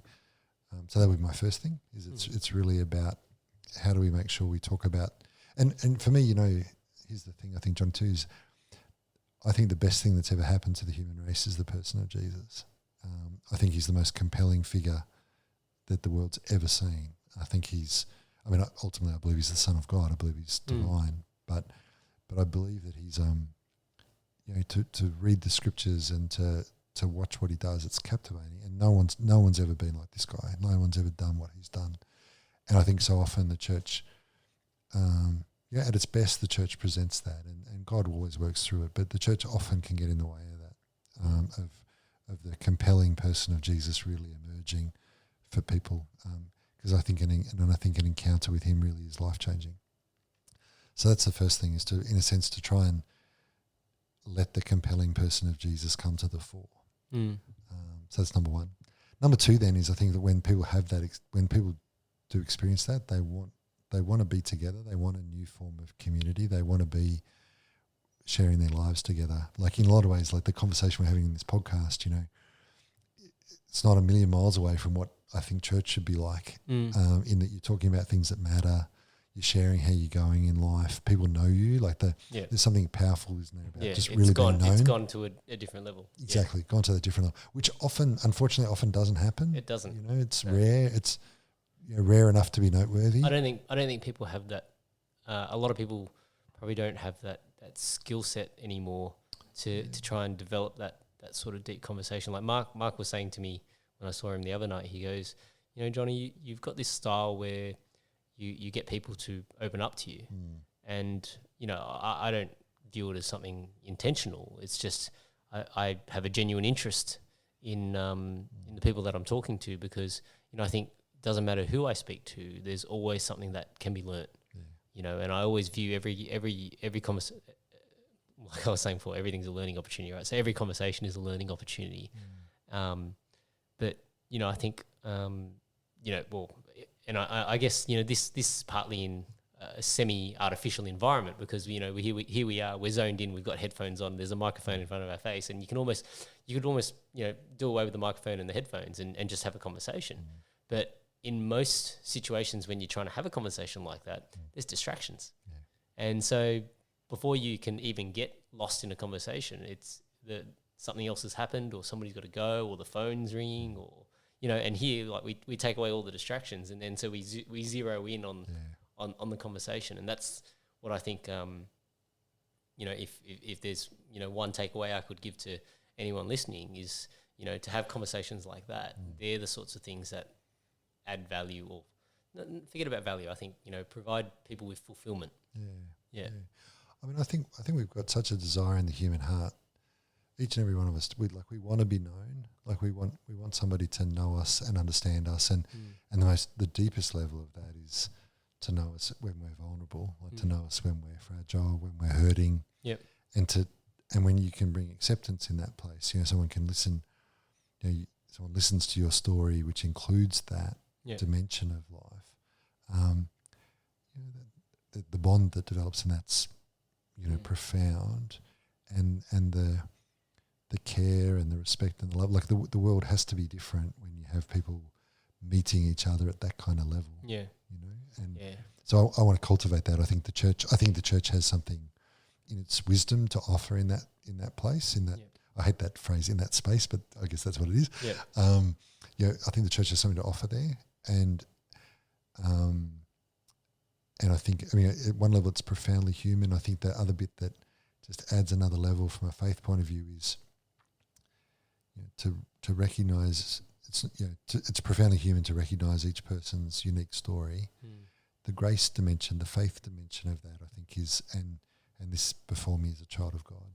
This is someone who is beloved and precious and has a dignity and a value that is irreplaceable, really irreplaceable. They're precious encounters and conversations. And the church, it's elusive, but if the church can do, like, in a certain sense, that's what the church is best at its best, and then the church often doesn't get that right. When it does, nothing compares to it. Like, there's no other kind of relationships that come close to it. People want that because they want that level of depth. They want to connect in that way. How do you think? Because when you go to church, you sort of, you go there, you listen. There's no real space for that. Yeah. So I think part of that is that when you go to church on Sunday, it's the first part. So I was saying that those two things of the first and foremost, it's that encounter with the person of Christ, and then the second part then is the community that flows from that. So I think church on Sunday, you're absolutely right. There's smaller opportunities. Maybe it is the cuppa afterwards, or the conversation standing outside, before you jump in your car or something like that. But if that's the totality of church, then that's not enough. So the second part of that is other contexts, other moments where people in the church gather for that different kind of relationship, for that depth and connection. Okay. I wanted to ask you this as well. Like, how do you view, so a lot of people will obviously, say that, science sort of disputes, religion. What's your take on this? Yeah. Okay. So got a few thoughts about that. So one of them, I think, is trying to understand when people are saying that, what are they getting at? And I think the idea is that once upon a time we used to use God to explain how things came to be, and now we know that science has covered over those things, and we don't need, therefore, God to be the cause or the explainer of all those things. I suppose, and also, I suppose the other dimension of it, I think, is that often people say, well, I only want to, if I can, I only think it's wise to rely on something that I can empirically prove or demonstrate, by virtue, the scientific method can give me access to things that I'm sure of. Faith, at its best, can only be a matter of opinion, and at its worst is a fairy tale or a superstition, and that one of the, like a Richard Dawkins would say, it's a sign that you've grown up, that you've chucked that out. I think for me, there's a few things about that. One is that science has a whole lot of faith about it. I think, so the fact that I think science, like the whole scientific, the whole realm of science proceeds from an act of faith that the world's intelligible, that there's a correspondence between our mind and what's out there beyond our minds. And that could actually be a lie. It could actually be not true. It might be that we actually, the Matrix, we actually are all in these big vats, and it's an illusion, Yeah, in a simulation. Exactly. So there's an act of faith there. Like science, I think science rests on an act of faith that there actually is a correspondence between my capacity to reason and an intelligible world. So science rather doesn't move. Yes, it has an empirical kind of process, but it also has some really big fat assumptions built into it, which aren't very far away from a kind of faith. So I think so part of what I think there too is I think that it's no accident that science emerges in the Western world really on the foundation of faith. So it's because people believed in God and said there's an orderer, a designer, a creator who's made the world intelligible. It's on that basis that we can investigate and interrogate the world, and so discover things through a scientific method. I don't think that's an accident. I think that those two things are intimately connected. So I kind of think science emerges out of a deeply, theocentric worldview, if you like, a God-centered worldview. So that would be one part of my response to that question. I suppose another one is sometimes I think what happens is that people have maybe a third grade view of religion, and then by the time they've got to university, they've got a university grade view of the world, and still a third grade view of religion. Exactly. And religion's actually a lot more intelligent and smarter than they realise. So, do I believe in evolution? Well, in some ways I think that's the wrong question, right? Like I think evolution is the best explanation of what we've got for how we got here as human beings, as the animal Homo sapiens, right? Yep. I think a responsible scientific approach to that would say this is the best explanation for the facts that we have at hand, and so therefore, I'll take that kind of thing. That only becomes a problem when I start confusing my categories. If someone takes Genesis or the beginning of the Bible as a literal description of how the world was made, well, those two things don't line up. So let's talk about that. Yeah. So, I think a lot of people, would take issue. I think in Genesis it says something like, on this day this was done, and then on this day this happened, and I guess, the timelines were totally arbitrary, right? Yeah, for sure. So what's your take on how Genesis should be interpreted, and I guess how does that then relate to, I guess, or how is that not disparaged by science? So I think the first thing to note that's really interesting is that for about the first 1700 years of Christian faith, so till the 17th and even 18th centuries, people just didn't read Genesis literally. Like they didn't read it as a blow by blow description of what happened. Yeah, that if there was a video camera there, this is what it would have looked like. They understood there was enough sophistication to realise that this was a particular kind of story and genre matters. So I think the first few chapters of Genesis are the genre of what we might call myth. Now, myth's one of those loaded words where usually we think about myth and we think it means untrue or fanciful or a fairy tale. A more technical description of myth might be, here is a story about that it gives an explanation for who we are and how we came to be. Now, that's not trying to do it from an empirical, scientific, biological point of view. What it's trying to say is, how do we experience what it means to be human in the light of our great capacity for goodness? So God saw everything that he made, and behold, it was very good. But also that it's flawed. There's an explanation for why is it that people are capable of doing terrible things to each other, and it provides an explanation of that. It's not trying to give you a literal blow by blow. It's trying to say human beings, are created by God, created out of love by God, and they're good. There's a flaw in our human nature that's arisen from our decision. It wasn't God. God didn't make us like that. But in our misuse of our agency or our free will, something's happened there that's flawed, that's brought about a flaw in us that the Bible calls sin. When you start, if you think about it if you're thinking about it as an explanation at that kind of level of who we are, it doesn't have to be inconsistent or incompatible with, well, there was a whole process of God, in God's creation of the world. I think you have to absolutely affirm that.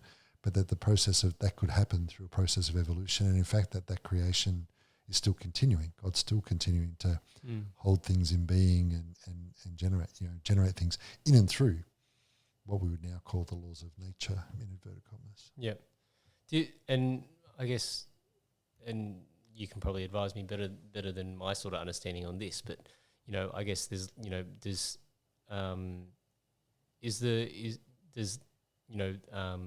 the faith believe that we are the only intelligent beings in the universe, or?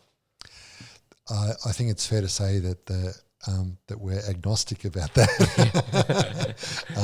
We don't know, right? Yeah. And I don't think Christian faith rules out the possibility. I have one of my priest brothers, so another guy in the Missionaries of God's Love, has a PhD in astrophysics as well as a PhD. So he's a second PhD in Christology, which is the study of Jesus. So before he became a priest, he was an astrologist. Yep, astronomer. Sorry. Yeah. Astrologists are the guys that read the Read tarot the- cards. No, he wasn't one of them. No. So he's an astrophysicist, so astronomy, and had a PhD in that before he came and joined us. And so for Simon, he says, look, it's probably a pretty good chance that there's other intelligent life out there. Yeah.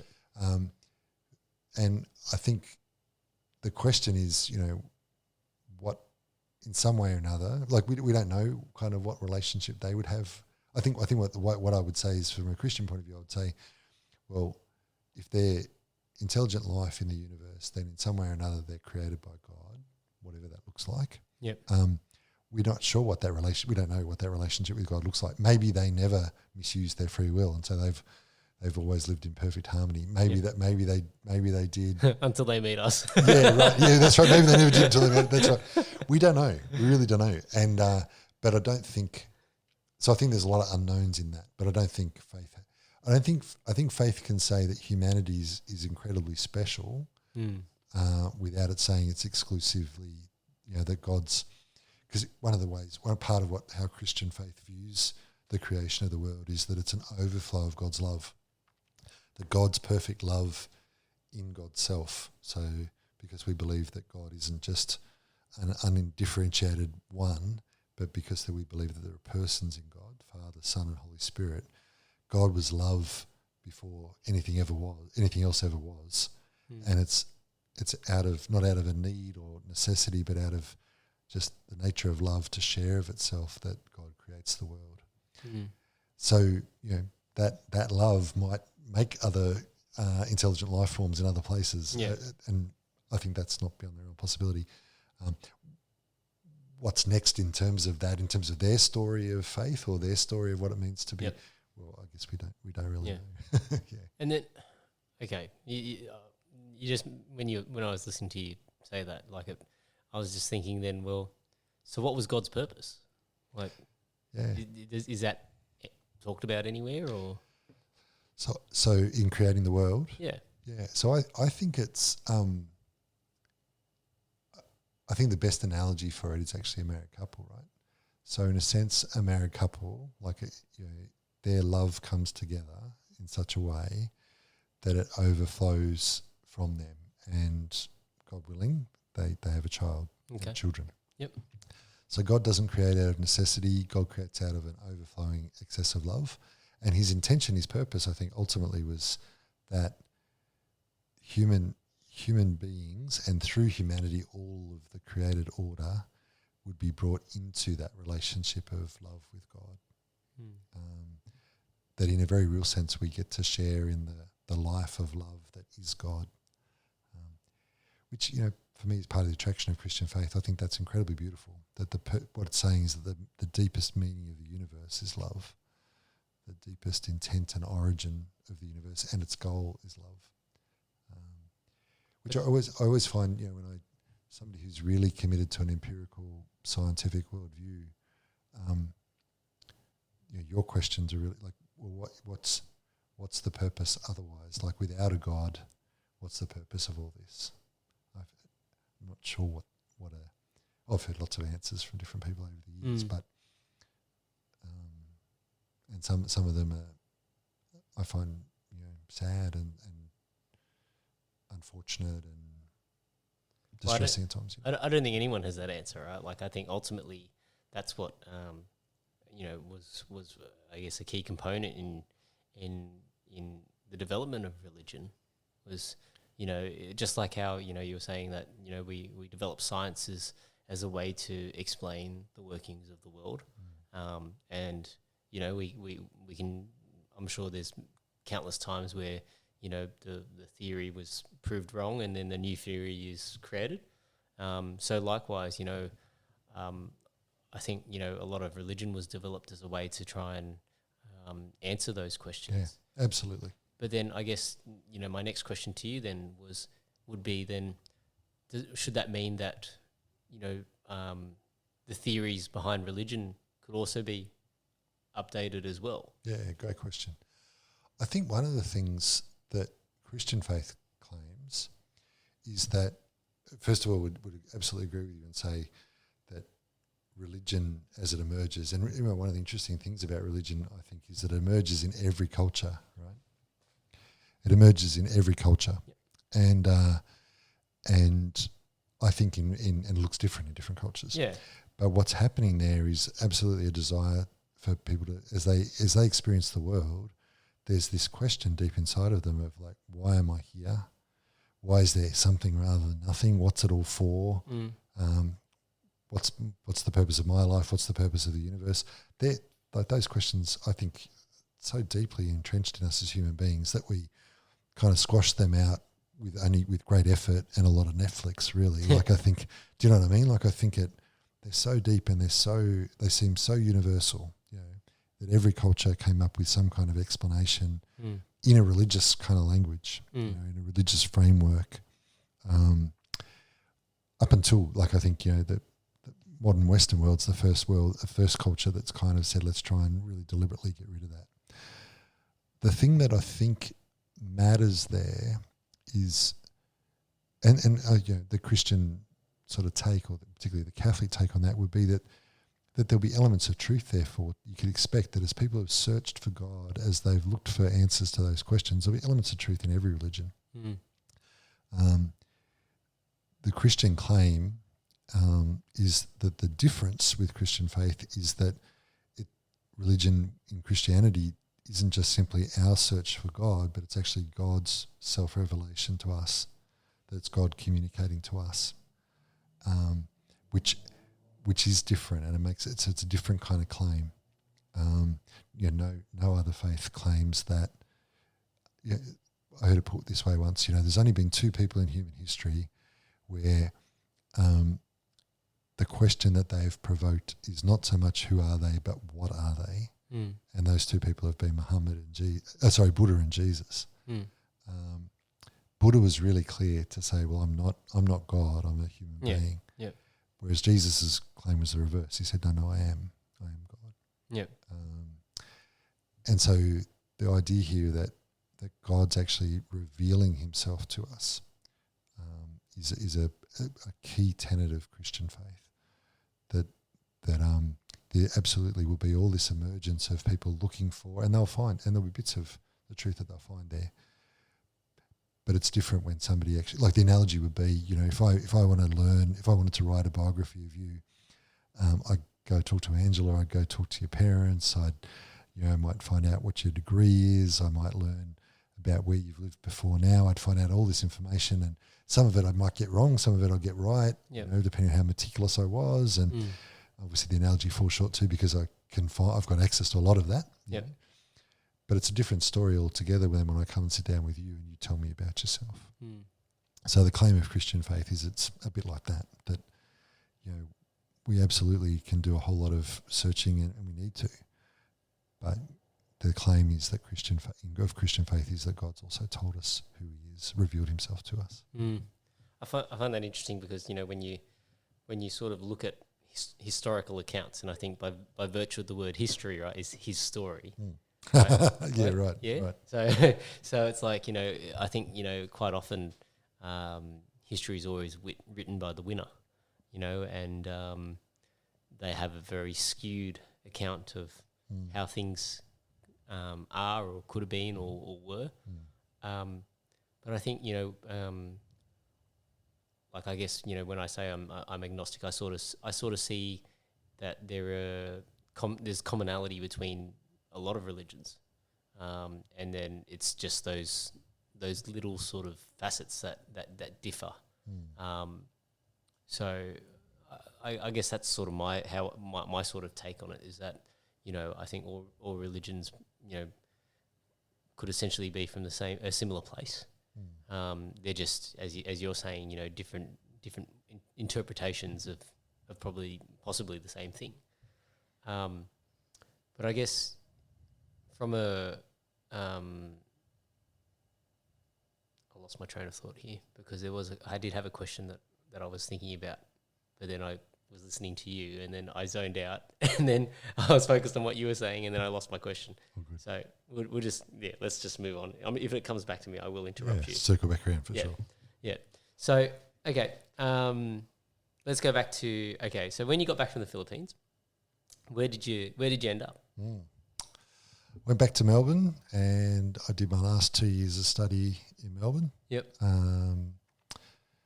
Which was good. I was pretty ready. Like I was ready to kind of move on into the next stage. And so at the end of that time, I moved back to Canberra, and to cut a slightly longer story short, I got ordained 12 months later. Yep. So I became a priest. And I worked, when I first was ordained, I was chaplain at a Catholic boys' school part-time and assistant priest in a parish. So the boys' school was funny because it was I'd gone to one of the big Catholic boys' schools in Canberra, and the place that I was appointed chaplain was kind of like our enemy school, really, like the ones that used to beat us in sport and all that sort of stuff. So, but I really enjoyed that. I suppose I spent a lot of my time working with young people, so usually teenagers, maybe young adults, and I spent a lot of my time before ordination and a fair chunk of my time since. I suppose that arises probably from my original kind of passion, which was I saw myself as a really ordinary Aussie kid in lots of ways. Yeah. But I felt that if I had experienced God in the way that I had, that I think that He loved everybody like that I wasn't being singled out for special treatment, that what I was experiencing was for everybody, and I wanted people to know that. So, so I spent a lot of time doing stuff with young people, really. So I taught some stuff, but a lot of it was just kicking the footy in the yard at lunchtime and retreats and those sorts of things. Did you get to choose where you went, or is it not determined by the church? Or? Not really. So determined by our order, by our congregation. So I did. So I think, I'd sort of said, like our group, it's not you're summoned into the office and you'll be told you're going to here or there. There is a dialogue in it. At the end of the day, though, I've made a vow of obedience. So if, whatever they ask from you is where you so go. So there's a conversation. There's absolutely a conversation. And but there's ultimately a trust of, okay, well, I'm going to say yes and be obedient in that situation. So I would have said, my last few years particularly, I would have said, I think my interest in working in a parish, I always had felt drawn to that. And I think the school, I'd always been involved and interested in young people too. So the two things kind of emerged at the same time, and I was like, yeah, great, that sounds perfect. I'd love to do that. Yep. Okay. And so then, if I was to ask you, where to from here? What's the next goal? What's next? Yeah. Is there a goal, or is it just? Like I just was saying, I love working in a parish. So I'm really loving being parish priest at St Declan's and at Our Lady of Fatima. I think this sort of taps into what we've touched on already, which is that I love being a Christian. I love being a priest. I love my church. I also, I think our church has to do better. It needs kind of renewing and reform, if you like, in being true to itself. It's not about necessarily becoming something new or something other than what it was. It's more about being faithful to what it's supposed to be. And so that might involve kind of new initiatives to try and realise that. But at the end of the day, it's actually a return to its foundations in lots of ways. Yeah. And do you think that there'll be people that would disagree with that view? I kind of feel like that there'd be very few people who are active and involved in the church who who don't think that change isn't required. Yep. There might be disagreements about the kind of change or what the change should look like. Mm. I think everybody kind of, like, we know that in the Western world and in a country like Australia, like, religious practice is declining. Mm. So I think everybody kind of goes, well, we've got to do something differently. If you know, and that's not just about increasing the size of your club, or it's believing that you've really got something to give to the world, and people for whatever reason aren't being drawn to that or finding that attractive or inspiring. So I think there's something about trying to say, okay, well, we've got to do that differently. How do we? I think the disagreement comes about how we do it. Mm. And you know, I'm not claiming that I've got like a lock on what that should look like, but what I am really excited about is trying to have a go at you know, leading and serving a parish where we do put some of those things that I was talking about earlier into place. New initiatives and I think if anything, that's always a positive thing, because, you know, in any sort of, I think, you know, there's a point where tradition or traditional things, you know, do suffer from a decline. Yeah. Just because, you know, as the circumstances changes, or, you know, the environment that we operate in changes. Absolutely. So, you know, by true nature of that, you know, you do need to adjust, you know, either practices or viewpoints, you know, and I guess, you know, like probably a little bit of a controversial one, but it just made me think about it, you know, what's in terms of, like, you know, so gay marriage, like that's obviously been a hot topic in terms of, you know, how that functions, and I guess, you know, what's your take on that sort of issue? And what, you're right, it is a controversial one. Very controversial. I guess the way I understand that is that you know, as a person of faith, of Christian faith, I think that God has given us a vision for what marriage should look like, and what conjugal love, or the love between spouses, looks like. And that for me, that one of the essential parts of that is that children are integral to that vision. Mm-hmm.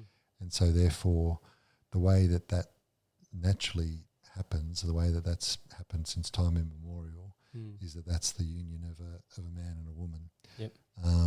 And so I think that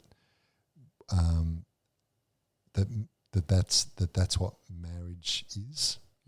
I think that when we live in a world, you know, it's a multi-faith, multicultural kind of society, different perspectives, different takes.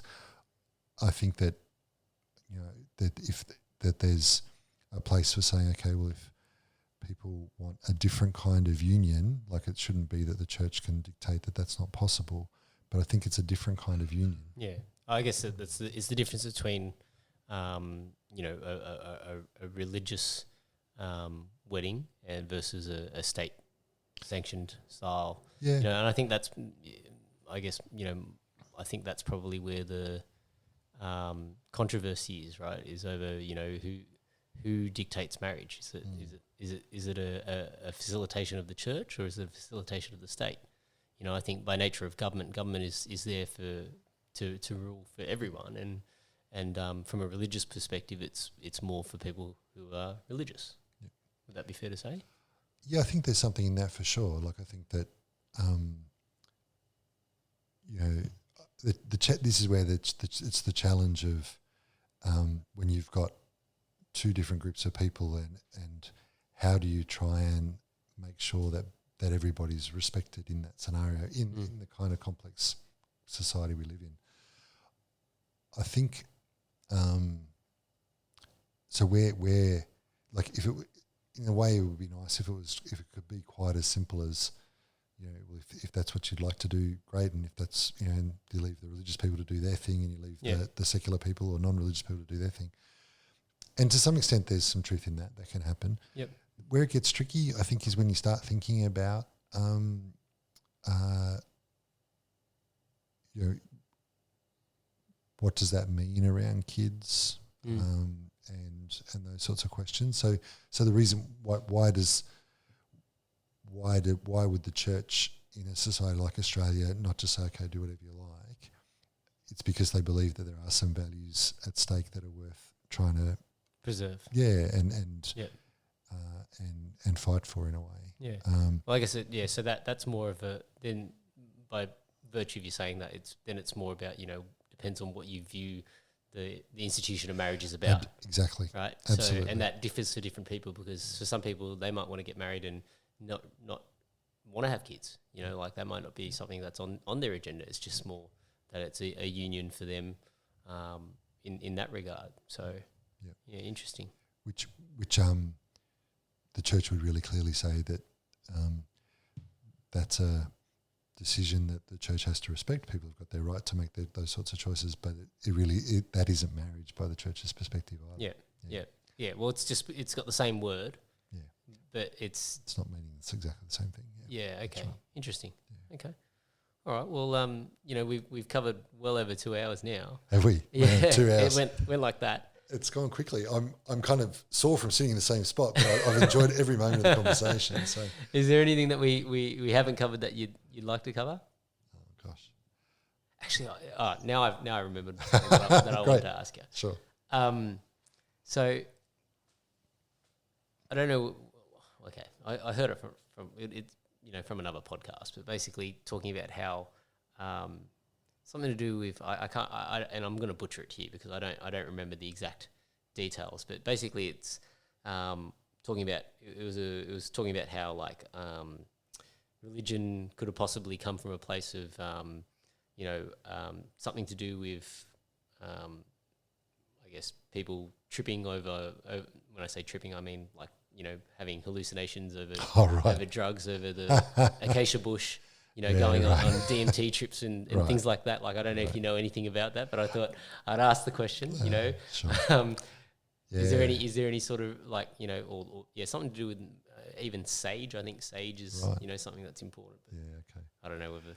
I'm really glad you asked that question because I think that's, I think it's an important one.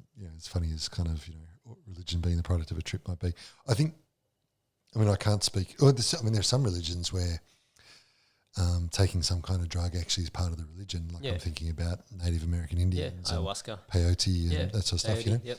So clearly for some that's in the mix.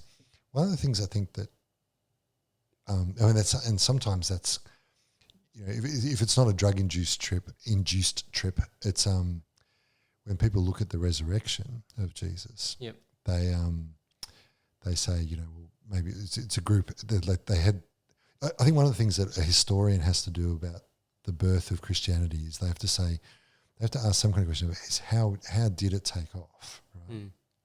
Something happened there where it took off, and I guess the Christian answer would be, well, the resurrection of Jesus is a game changer in that, right? Yep. Like it's and that's the reason. There'd be other subsidiary reasons, but that's the foundational thing, that this group of people who had watched this guy die were now saying he was alive. Yep. Now, it's been common enough in recent years to say that they were all having a hallucination. Yep. The thing that makes that tricky, I think, are a number of things. One is if they're having a hallucination,